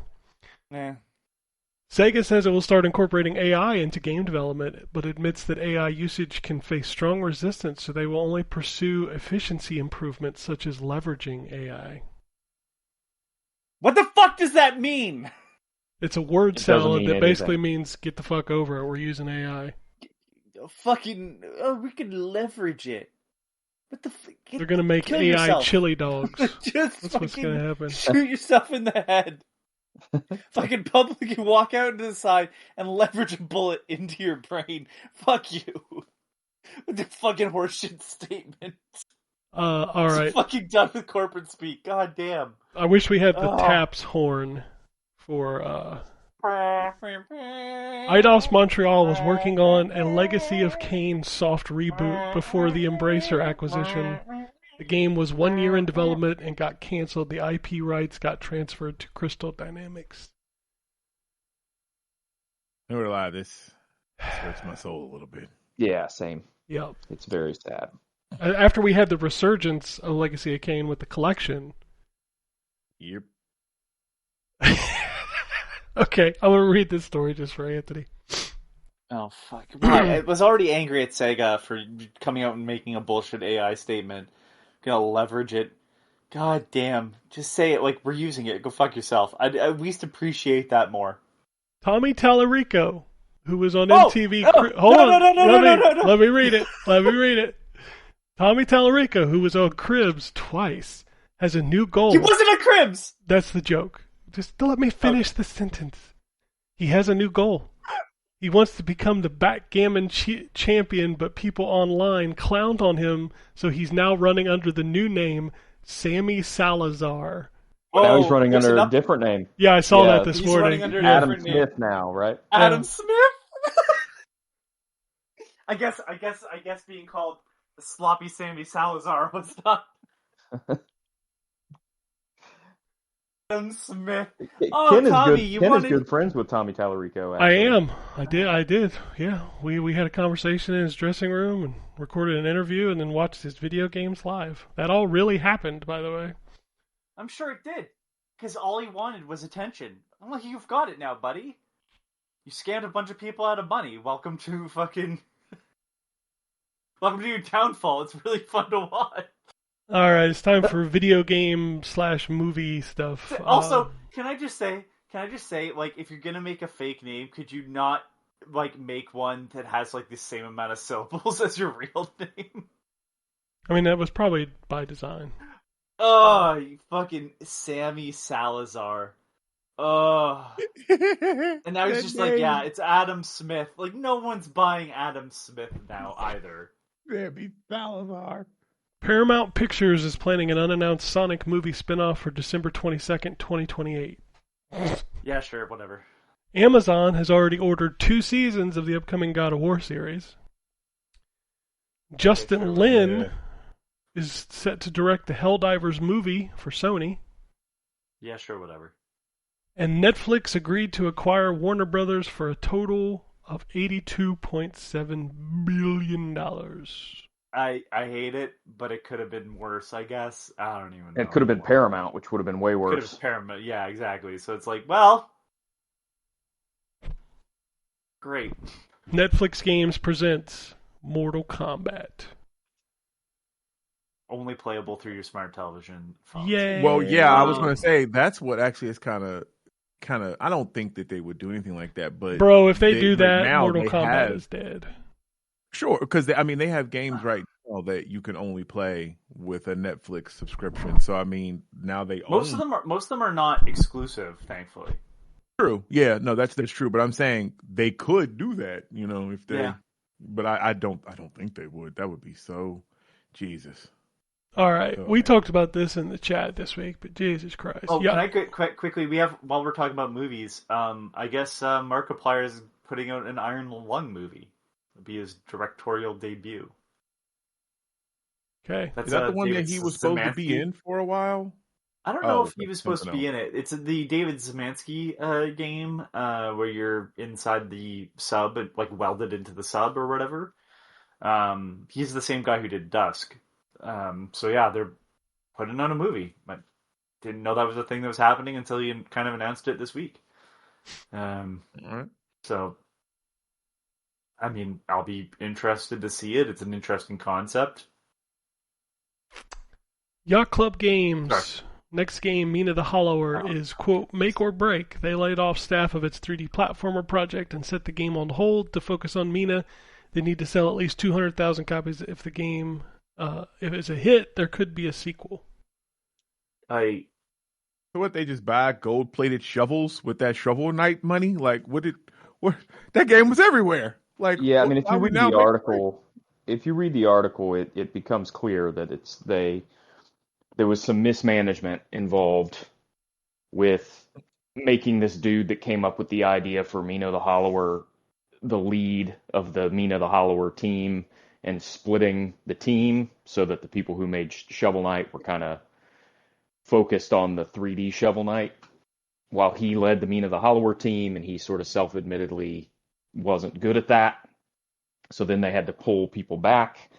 from the 3D game, and there was a bunch of bullshit related to that.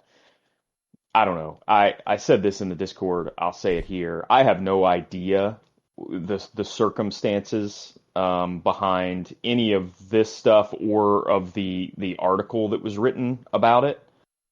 But we need to sell 200,000 copies of our next game in order to make any more games. So please write a story about us. Feels like a plant to me. Yeah. I agree with you, Ryan, and I don't felt that know way that before that's true, but reading that article was very much like, hey, we invited you out here to play this game early on. It would be great if you could write an article telling everybody if this game doesn't sell well, we're going to go out of business. It's the American Idol where it's like, so why are you here today? Well, I don't want to talk about my personal life, but my wife just died, and you're like, right? Yeah, it's 100% it. Yeah. Okay, yeah. And then he sings a song, and it's mid, and you're like, oh, but he sang with so much passion, and then you let him go in the final act. It's like, I don't know, it just and I also feel like it's a little disingenuous, and I know why the headline says it because the guy at Yacht Club said it. The headline of the article says it's make or break for Yacht Club games, and then later in the article the guy says the same thing, and then he says, I mean, if it bombs, we'll still be here. But it's not make or break, yeah. Yeah. That's literally the antithesis of fucking make or break. I am sure that they need this game to be a success, to continue to grow, and to continue to employ the number of people they have. And for that, I hope that all of those people are able to keep their job. But we need to sell X number of copies of this game or the studio won't exist anymore is literally the stasis that every independent studio finds themselves in every day. Guys, we have to make enough money or they're going to tear down the rec center. And almost none of those get articles in Bloomberg. So while you're feeling for the folks at Yacht Club Game, which you should, right? If they're struggling, I feel for anybody that's at risk of losing their job. Also spare a thought for all of the other independent studios for whom this exact scenario is the case on every game they made. And they don't get a fucking article from. They don't get a write up in Bloomberg. Bloomberg. Well, I don't know if you know this, but Shovel Knight was a guest star in Bloomberg. Yeah, I'm sure he was. Yeah, probably was. I'm sure he wrote a was. guest article. Yeah. Yep. I don't want that to come off like I am hoping for the game to fail or that I have anything out for the folks at Yacht Club. I hope the game does well, and I hope they keep a lot of people and are able to hire more. It feels to me like this was a story that was done as a favor, and a story that you could write about literally every independent studio. Mm-hmm. Well, I have a take that isn't going to be popular, and it'll make Ryan's be more like I agree with Ryan on a lot of that. But the other thing I think about is like, look at how and Yacht Club I think has some of the staff that was at Way Forward. I think that was like kind of a and like Way Forward takes work from other people to make games, right? But you can tell that Shantae is their primary passion because they own that. Well, I wouldn't say bread and butter because the bread and butter is really the fucking licensed stuff, right? But it's the stuff they like to work on. It's their cake, right? They like enjoying making that series. And there's other stuff they work on too. Mighty Flip Force and all that stuff was stuff that they enjoyed working on. But then they would take the Mummy Demaster. They would work on Hotel Transylvania. Like, go look at their Moby games. Yacht Club did Shovel Knight, and then the Shovel Knight DLC, and then published 2 Shovel Knight spin-offs and Cyber Shadow. They moved into publishing, and it's like,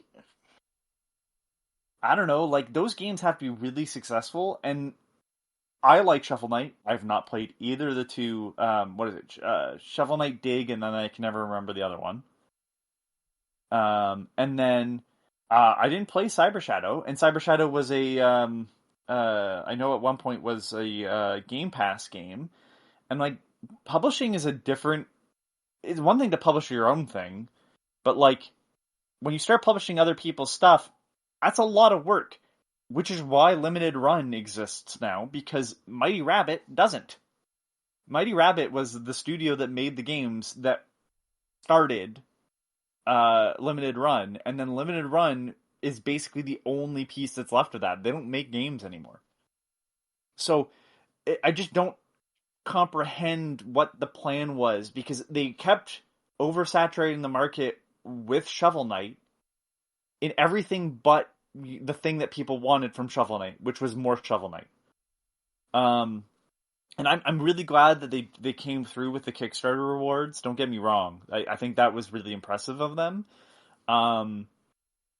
But like, to me, I just don't comprehend how in all this time I look at Mina the Hollower and I go, yeah, like, it's a game.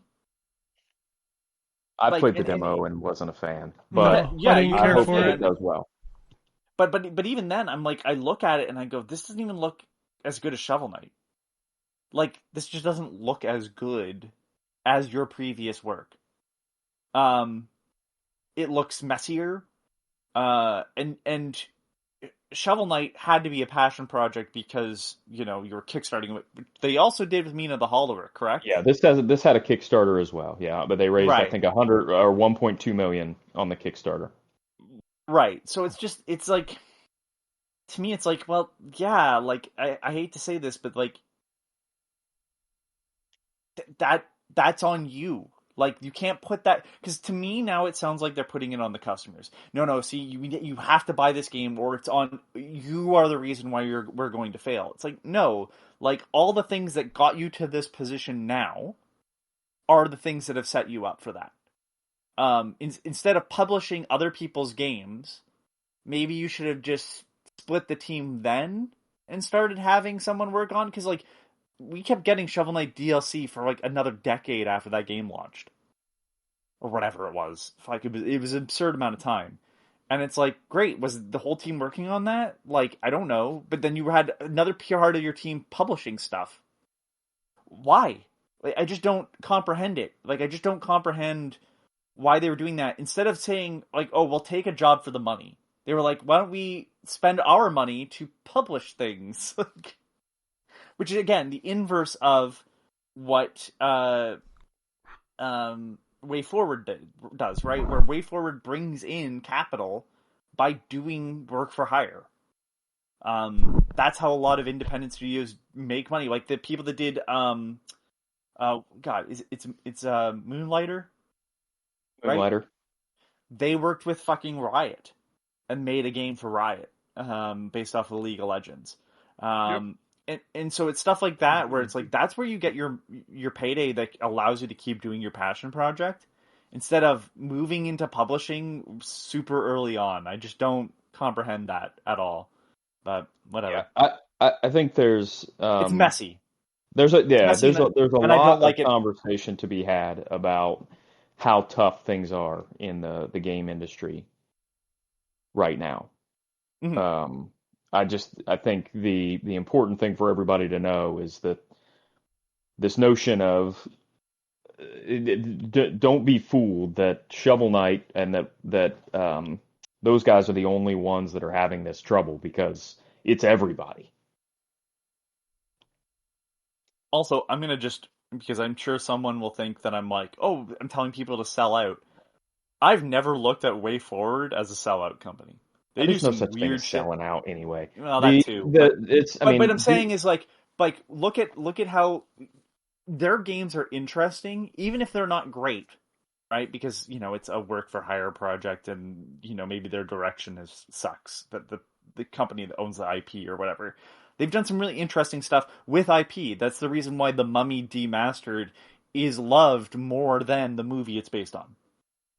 Is that good? It's just, I never played that. it's a decent Metroidvania with a very different setup. It plays like their Aliens Infestation DS game, where when you die, your character kind of just drops there, and you have to go in and collect your shit again. From your dead corpse. It's not bad, but it's like, even their Hotel Transylvania game, it's like, yeah, I can see the quality of work there is here.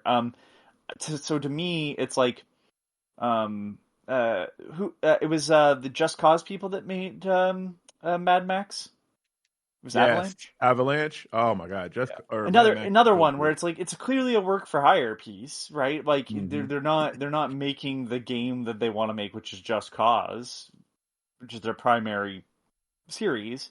The game's really fucking good. So it's to me, it's like I get it. I get not wanting to have full control over stuff. So I'm not saying like you have to sell your IP. I'm just saying like I'm just surprised that there had to have been someone that said to themselves, what if we could get the Shovel Knight people to make our game with our IP?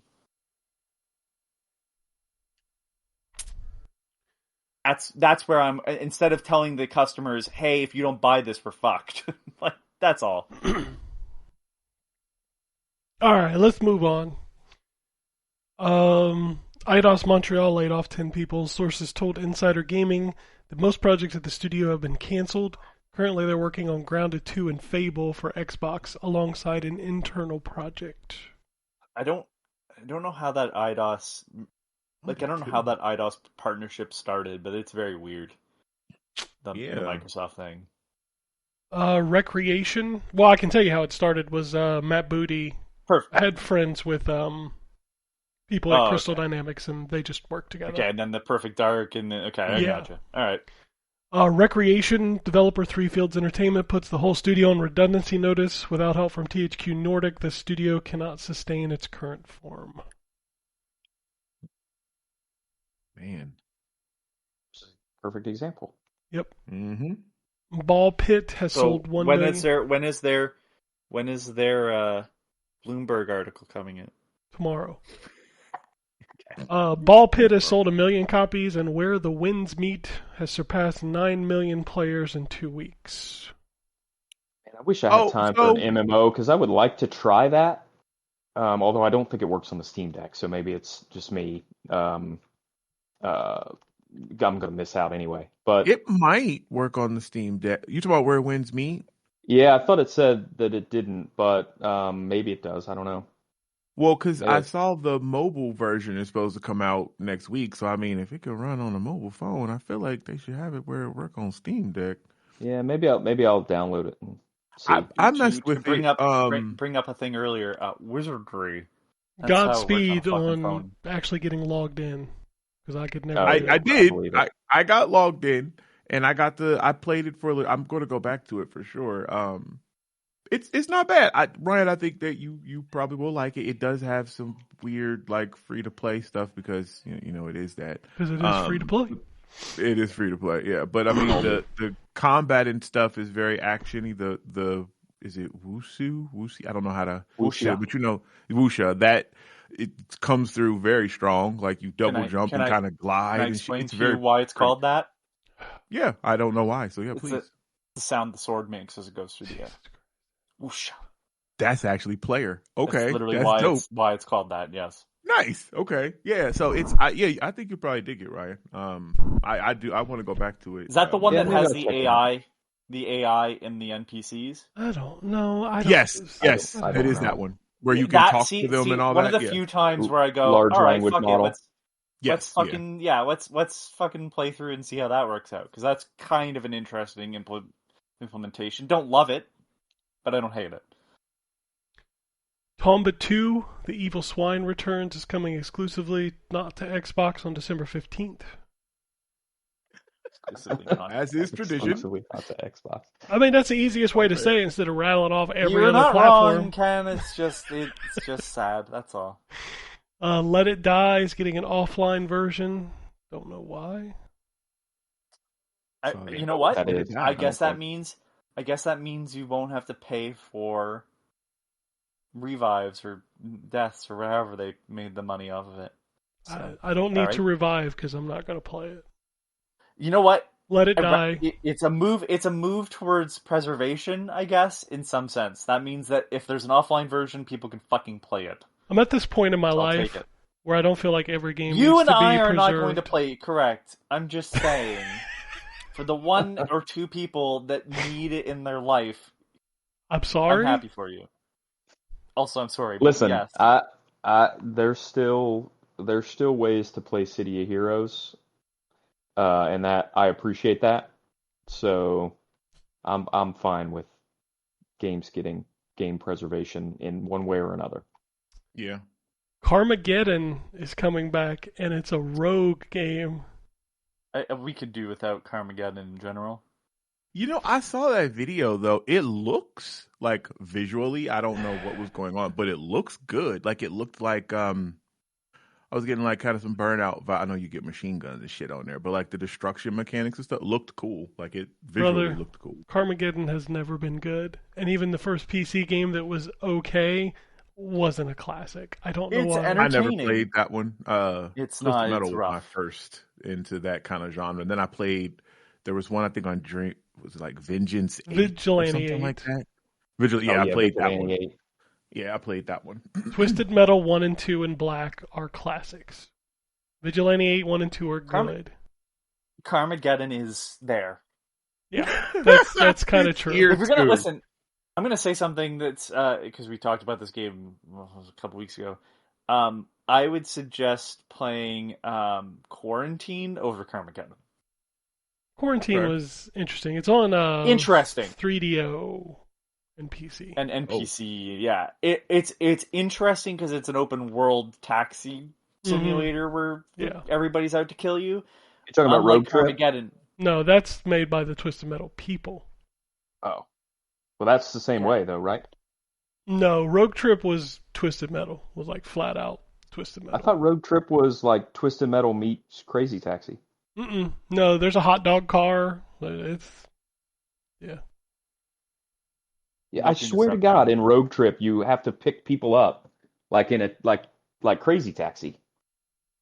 I don't think so. I didn't play it, so I don't know. I thought it was basically a reskin Twisted Metal from what I remember. They pick up. Hold on. The game is set in an apocalyptic fiction alternate history version of the year 2012, where mercenaries fight against each other using vehicles and various weapons as they pick up tourists, hitchhikers, and passengers, paying them fares there you for go. bringing them to vacation destinations around the remnants of the destroyed United States. See, motherfuckers? No, I didn't say. I said I didn't remember. You're right. Oh, I remember this cover now. Yeah, Rogue Trip was made by the people who made Twisted Metal. Like when they wouldn't let them make Twisted Metal anymore, and they gave it to 989 Studios, which, that was a bad idea. Single track. There's also one underwater called Dead in the Water. That is not by them. That was not made sure by the Twisted Metal people. As you say, because there's Critical Depth. Critical Depth is another one, yes. Dead in the Water is another one. There's two water-based ones. I used to love Car Combat. They need to bring it back. Single Track's last game was Animorphs Shattered Reality. Yeah, that's a horrible way to go out. Yeah, I'm sorry, Single Track. Romeo is a Dead Man launches February 11th. Starship Troopers Ultimate Bug War launches early 2026. Replaced launches March 12th, maybe. We'll see. And Styx' new game, Blades of Greed, has been delayed to February 19th. There's too many Styx games. I love Styx. There's too many Styx games. I own both those Styx games, and you have End of Orcs and Men too. That's a I don't have that one. No, I know that. That's the first game he's in. It's like an RPG-ish game. It's how the fuck did we end up with Styx being character that has multiple games is beyond me. Not terrible, just weird. We should have made the Gollum game too, but 2XKO launches January 2026 on console. Woo! What is this? It's a fighting game.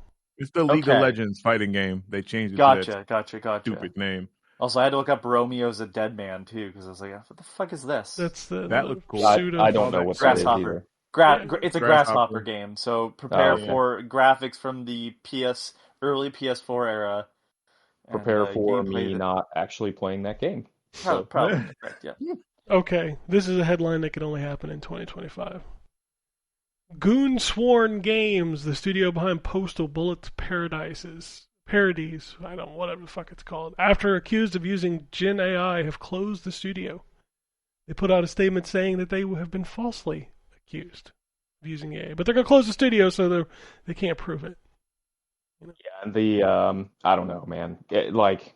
I'm not a I'm not a the kind of guy that's gonna go detective mode on that, but like people were posting pictures of a dude holding the sword, and the way his hands are, it's like the handle of the sword was bent into an L. And it's Oh, like that's appropriate. either Gen AI created that, or your artists are the worst. Or they're like some of the worst artists that have ever lived. It was even Our worse than studio's closing down because you accused us of AI usage. We We're didn't use AI. Don't ignore his hands. Ignore his hands. And I just we're want to. burying the lead here. They were making a fucking Postal game. oh, I know, Oh yeah. I know. Nobody wants Running with Postal. scissors. No, like brain damage was fine. That was the boomer shooter one. It No, was they're all fine. bad. No. I'm not talking the main Postal games, they're all bad. Yes. No, the boomer shooter one was brain damaged. It had like the sort of grappling hook and stuff. It was literally just a boomer shooter with the Postal franchise slapped on it, essentially. As much as I love boomer shooters, you don't just get a pass because you're a boomer shooter. I still think that game was trash. All right. All right. I got a couple tweets before we get out of here. Shogun, and this, I mean, we knew we were going to talk about this. We already talked about it. He says, a lot of people worried, upset over the Netflix buying or trying to buy WB. My question is, who would you have rather bought? I mean, WB hasn't been doing such a great No job one. over the last few Stop years. it. Get some help. Stop letting corporations buy other corporations. We not learned from the Microsoft thing. Fucking, the moment they put their grubby hands out to buy something, you cut that hand off. Stop it. I mean, it's going somewhere. Is kind of the point. Okay. Because WB is fucking doesn't know how to run their business. Well, I mean, that's because David they split Zaslav up. was purposely ruining shit. They split it up purposely to sell off half of it. Mm-hmm. So, I mean, yeah, it says Netflix and HBO writers might be just what we need. I don't know. The only thing that's going to come out of this good for consumers is that, like, you ain't going to have to wait 6 months for the movie to come to Netflix. That bitch will be on there in like 2 weeks. I'll give Netflix some credit. They don't deserve a lot. But they do put out, like, the Castlevania anime and some of the movies that they've had. They do put them out in physical media. They will put them in theaters for short periods of time, which... So just... I know people are like, well, Guillermo del Toro's Frankenstein should have been in theaters longer. And sure, but I think the bigger problem you have with the way theaters work right now is fucking Disney, of all the companies, forces their movies to be in the theaters on a certain amount of screens for way too fucking long. And as much as I loved Tron Ares, the second time I saw it, a week after opening, there was 2 other people in the theater. So that meant a total of 4, because it was me and my friend and 2 other people. Because I saw it twice, right? And the opening night wasn't full packed either. So that movie was bombing, and that theater just has to sit on it, right? So, like, with Netflix, at least if it's like, hey, it's not filming theaters, it's gone shortly. That means they can put something else on that screen in the next little while. Is it perfect? No, but like it's better than the process that movies have been in theaters right now anyways, where you can't... it's so frustrating to see a movie that I liked, but you know, that's not doing well, just sit there and waste space. Because there's how many movies every week? Like we don't even we cover just video games. I'm sure there's more movies launching every week that like we are just not paying attention to than there are video games. Oh, and so yeah, definitely. Yeah, to me, it's like, you know, how many of those movies would be better off in the theater? I don't know, but you'll never find out because Disney's got a fucking movie that's bombed terribly, and it has to sit in theaters for the next month. I having don't go the to theaters quicker anymore. well, that too, but having that quicker turnover will allow. So, say Netflix has one theater, right? One actual theater inside the whole building. That's showing their movies. and for a week it's Frankenstein, right? Next week they might have another movie up. And to me, that allows returning business a lot more as well. Now, I don't know that whole business. Maybe I'm totally wrong on that. But again, when you have Tron Ares in theaters for a fucking month and it's not, like, it's pulling in 2 people, fucking what are we doing? Right? So, to me, I think it's not a terrible thing. People are worried about the death of theaters, and I'm telling you right now, the theaters were already dying. It's too expensive. After COVID, people don't want to do it as much. Dude, I haven't been to a theater since the Batman. That's the last. But oh no, we went and saw or Wolverine, Deadpool, but that was only because it was free. But like you don't. The movies that Netflix is putting in theaters is not stuff that. I said I only go to the movies when it's free. That's what I was going to say. Like that's the only reason I went. You were like, "Oh, we get in for free." I was like, "Okay, I'll go see that." Like yeah, Superman, is your blockbuster film and whatever. Like Marvel, Disney has all that stuff too. But when's the last time a movie that wasn't published by Netflix, like Frankenstein, had time in a theater like it did? I still need to watch Frankenstein. I have not like watched it's just it yet. it's no one else is putting out really those types of movies.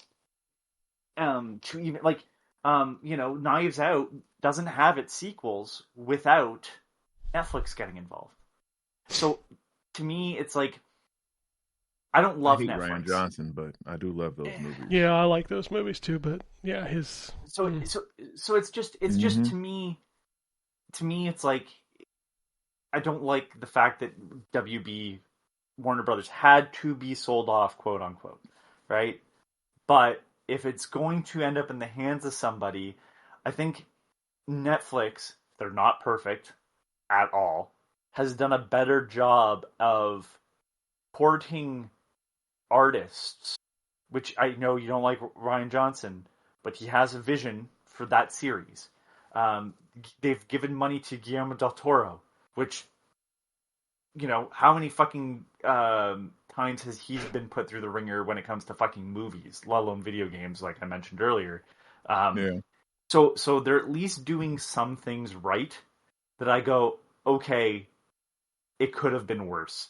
But at the same time, I thought the Microsoft way, when Microsoft got the Activision stuff, they would handle that a lot better. And we're now closing in on 2 years of it being a thing? And like how many Activision games are on Game Pass? That's what I thought. So, like, are they putting up their classic movies on? Because Warner Brothers has the Warner Brothers Archive, which has a ton of shit in it. Well, I mean, even HBO Max doesn't have those because Warner Brothers keeps taking them the fuck off. So does Netflix handle that better? Do we? Oh, absolutely. Netflix is all about fucking plastering content. Right. So to me, it's like, again, this is the best case of worst case scenarios. Yeah, and I think that was his point in the tweet, was like, it was going to happen. I don't think there's a better person that could have bought it, to be fair. Yeah, I mean, outside of like... It would be preferable if we weren't getting consolidation, but as I've said on the show before, I think the only time I'm fine with consolidation is if it somehow saves people's jobs and allows us to get content we wouldn't get otherwise. And it seems like that may be the case here. The only person that would have done it better, I can't believe I'm saying this, and I don't like his colorized movies, is that Ted Turner seems to give a shit. And he just fucked off into the sunset with his money. Yeah, but he's not really in the he's not really in charge in that anymore. Like, but I'm just saying, like, Turner Classic Movies is still a fantastic. Yeah, I mean, Turner. Not to make this into a wrestling podcast, but Ted Turner is the reason that WCW lasted as long as it did, because he basically had a standing edict that pro wrestling was what got his stations off the ground when he launched them. And that he would never not have a home for pro wrestling. And then ultimately he bought WCW, and we all know what happened after that once the Turner merger happened, or the Time Warner merger happened. But it will be interesting to watch John Oliver on Netflix.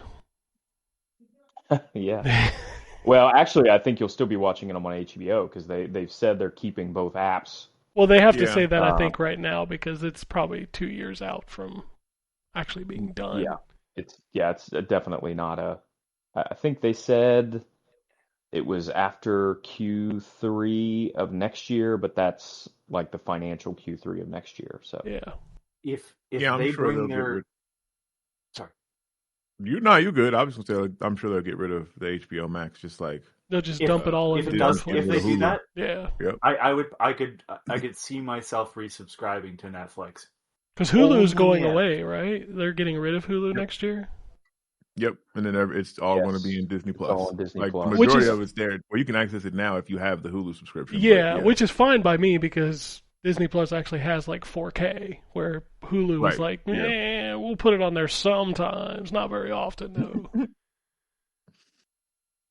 Yeah, the HBO Max app is like that. They're going to end up reconsolidating all these streaming services back into one streaming service that's more expensive than cable was. Yeah, I mean, they already are. If you have them all, they're fucking ridiculous in price. And they just keep going up, which is crazy. Netflix is like $30 a month now after tax. It's fucking... I won't be resubscribing then, fuck that. Yeah, like it shocks me every month when I get the charge. I'm like, God damn! I actually, when John Oliver ended, I went to cancel my Disney, Hulu, HBO bundle because it was ungodly, and they gave it back to me for $20 a month. I was like, okay, well, it's worth that, you know. Yeah.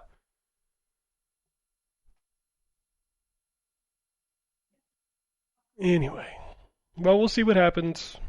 God knows.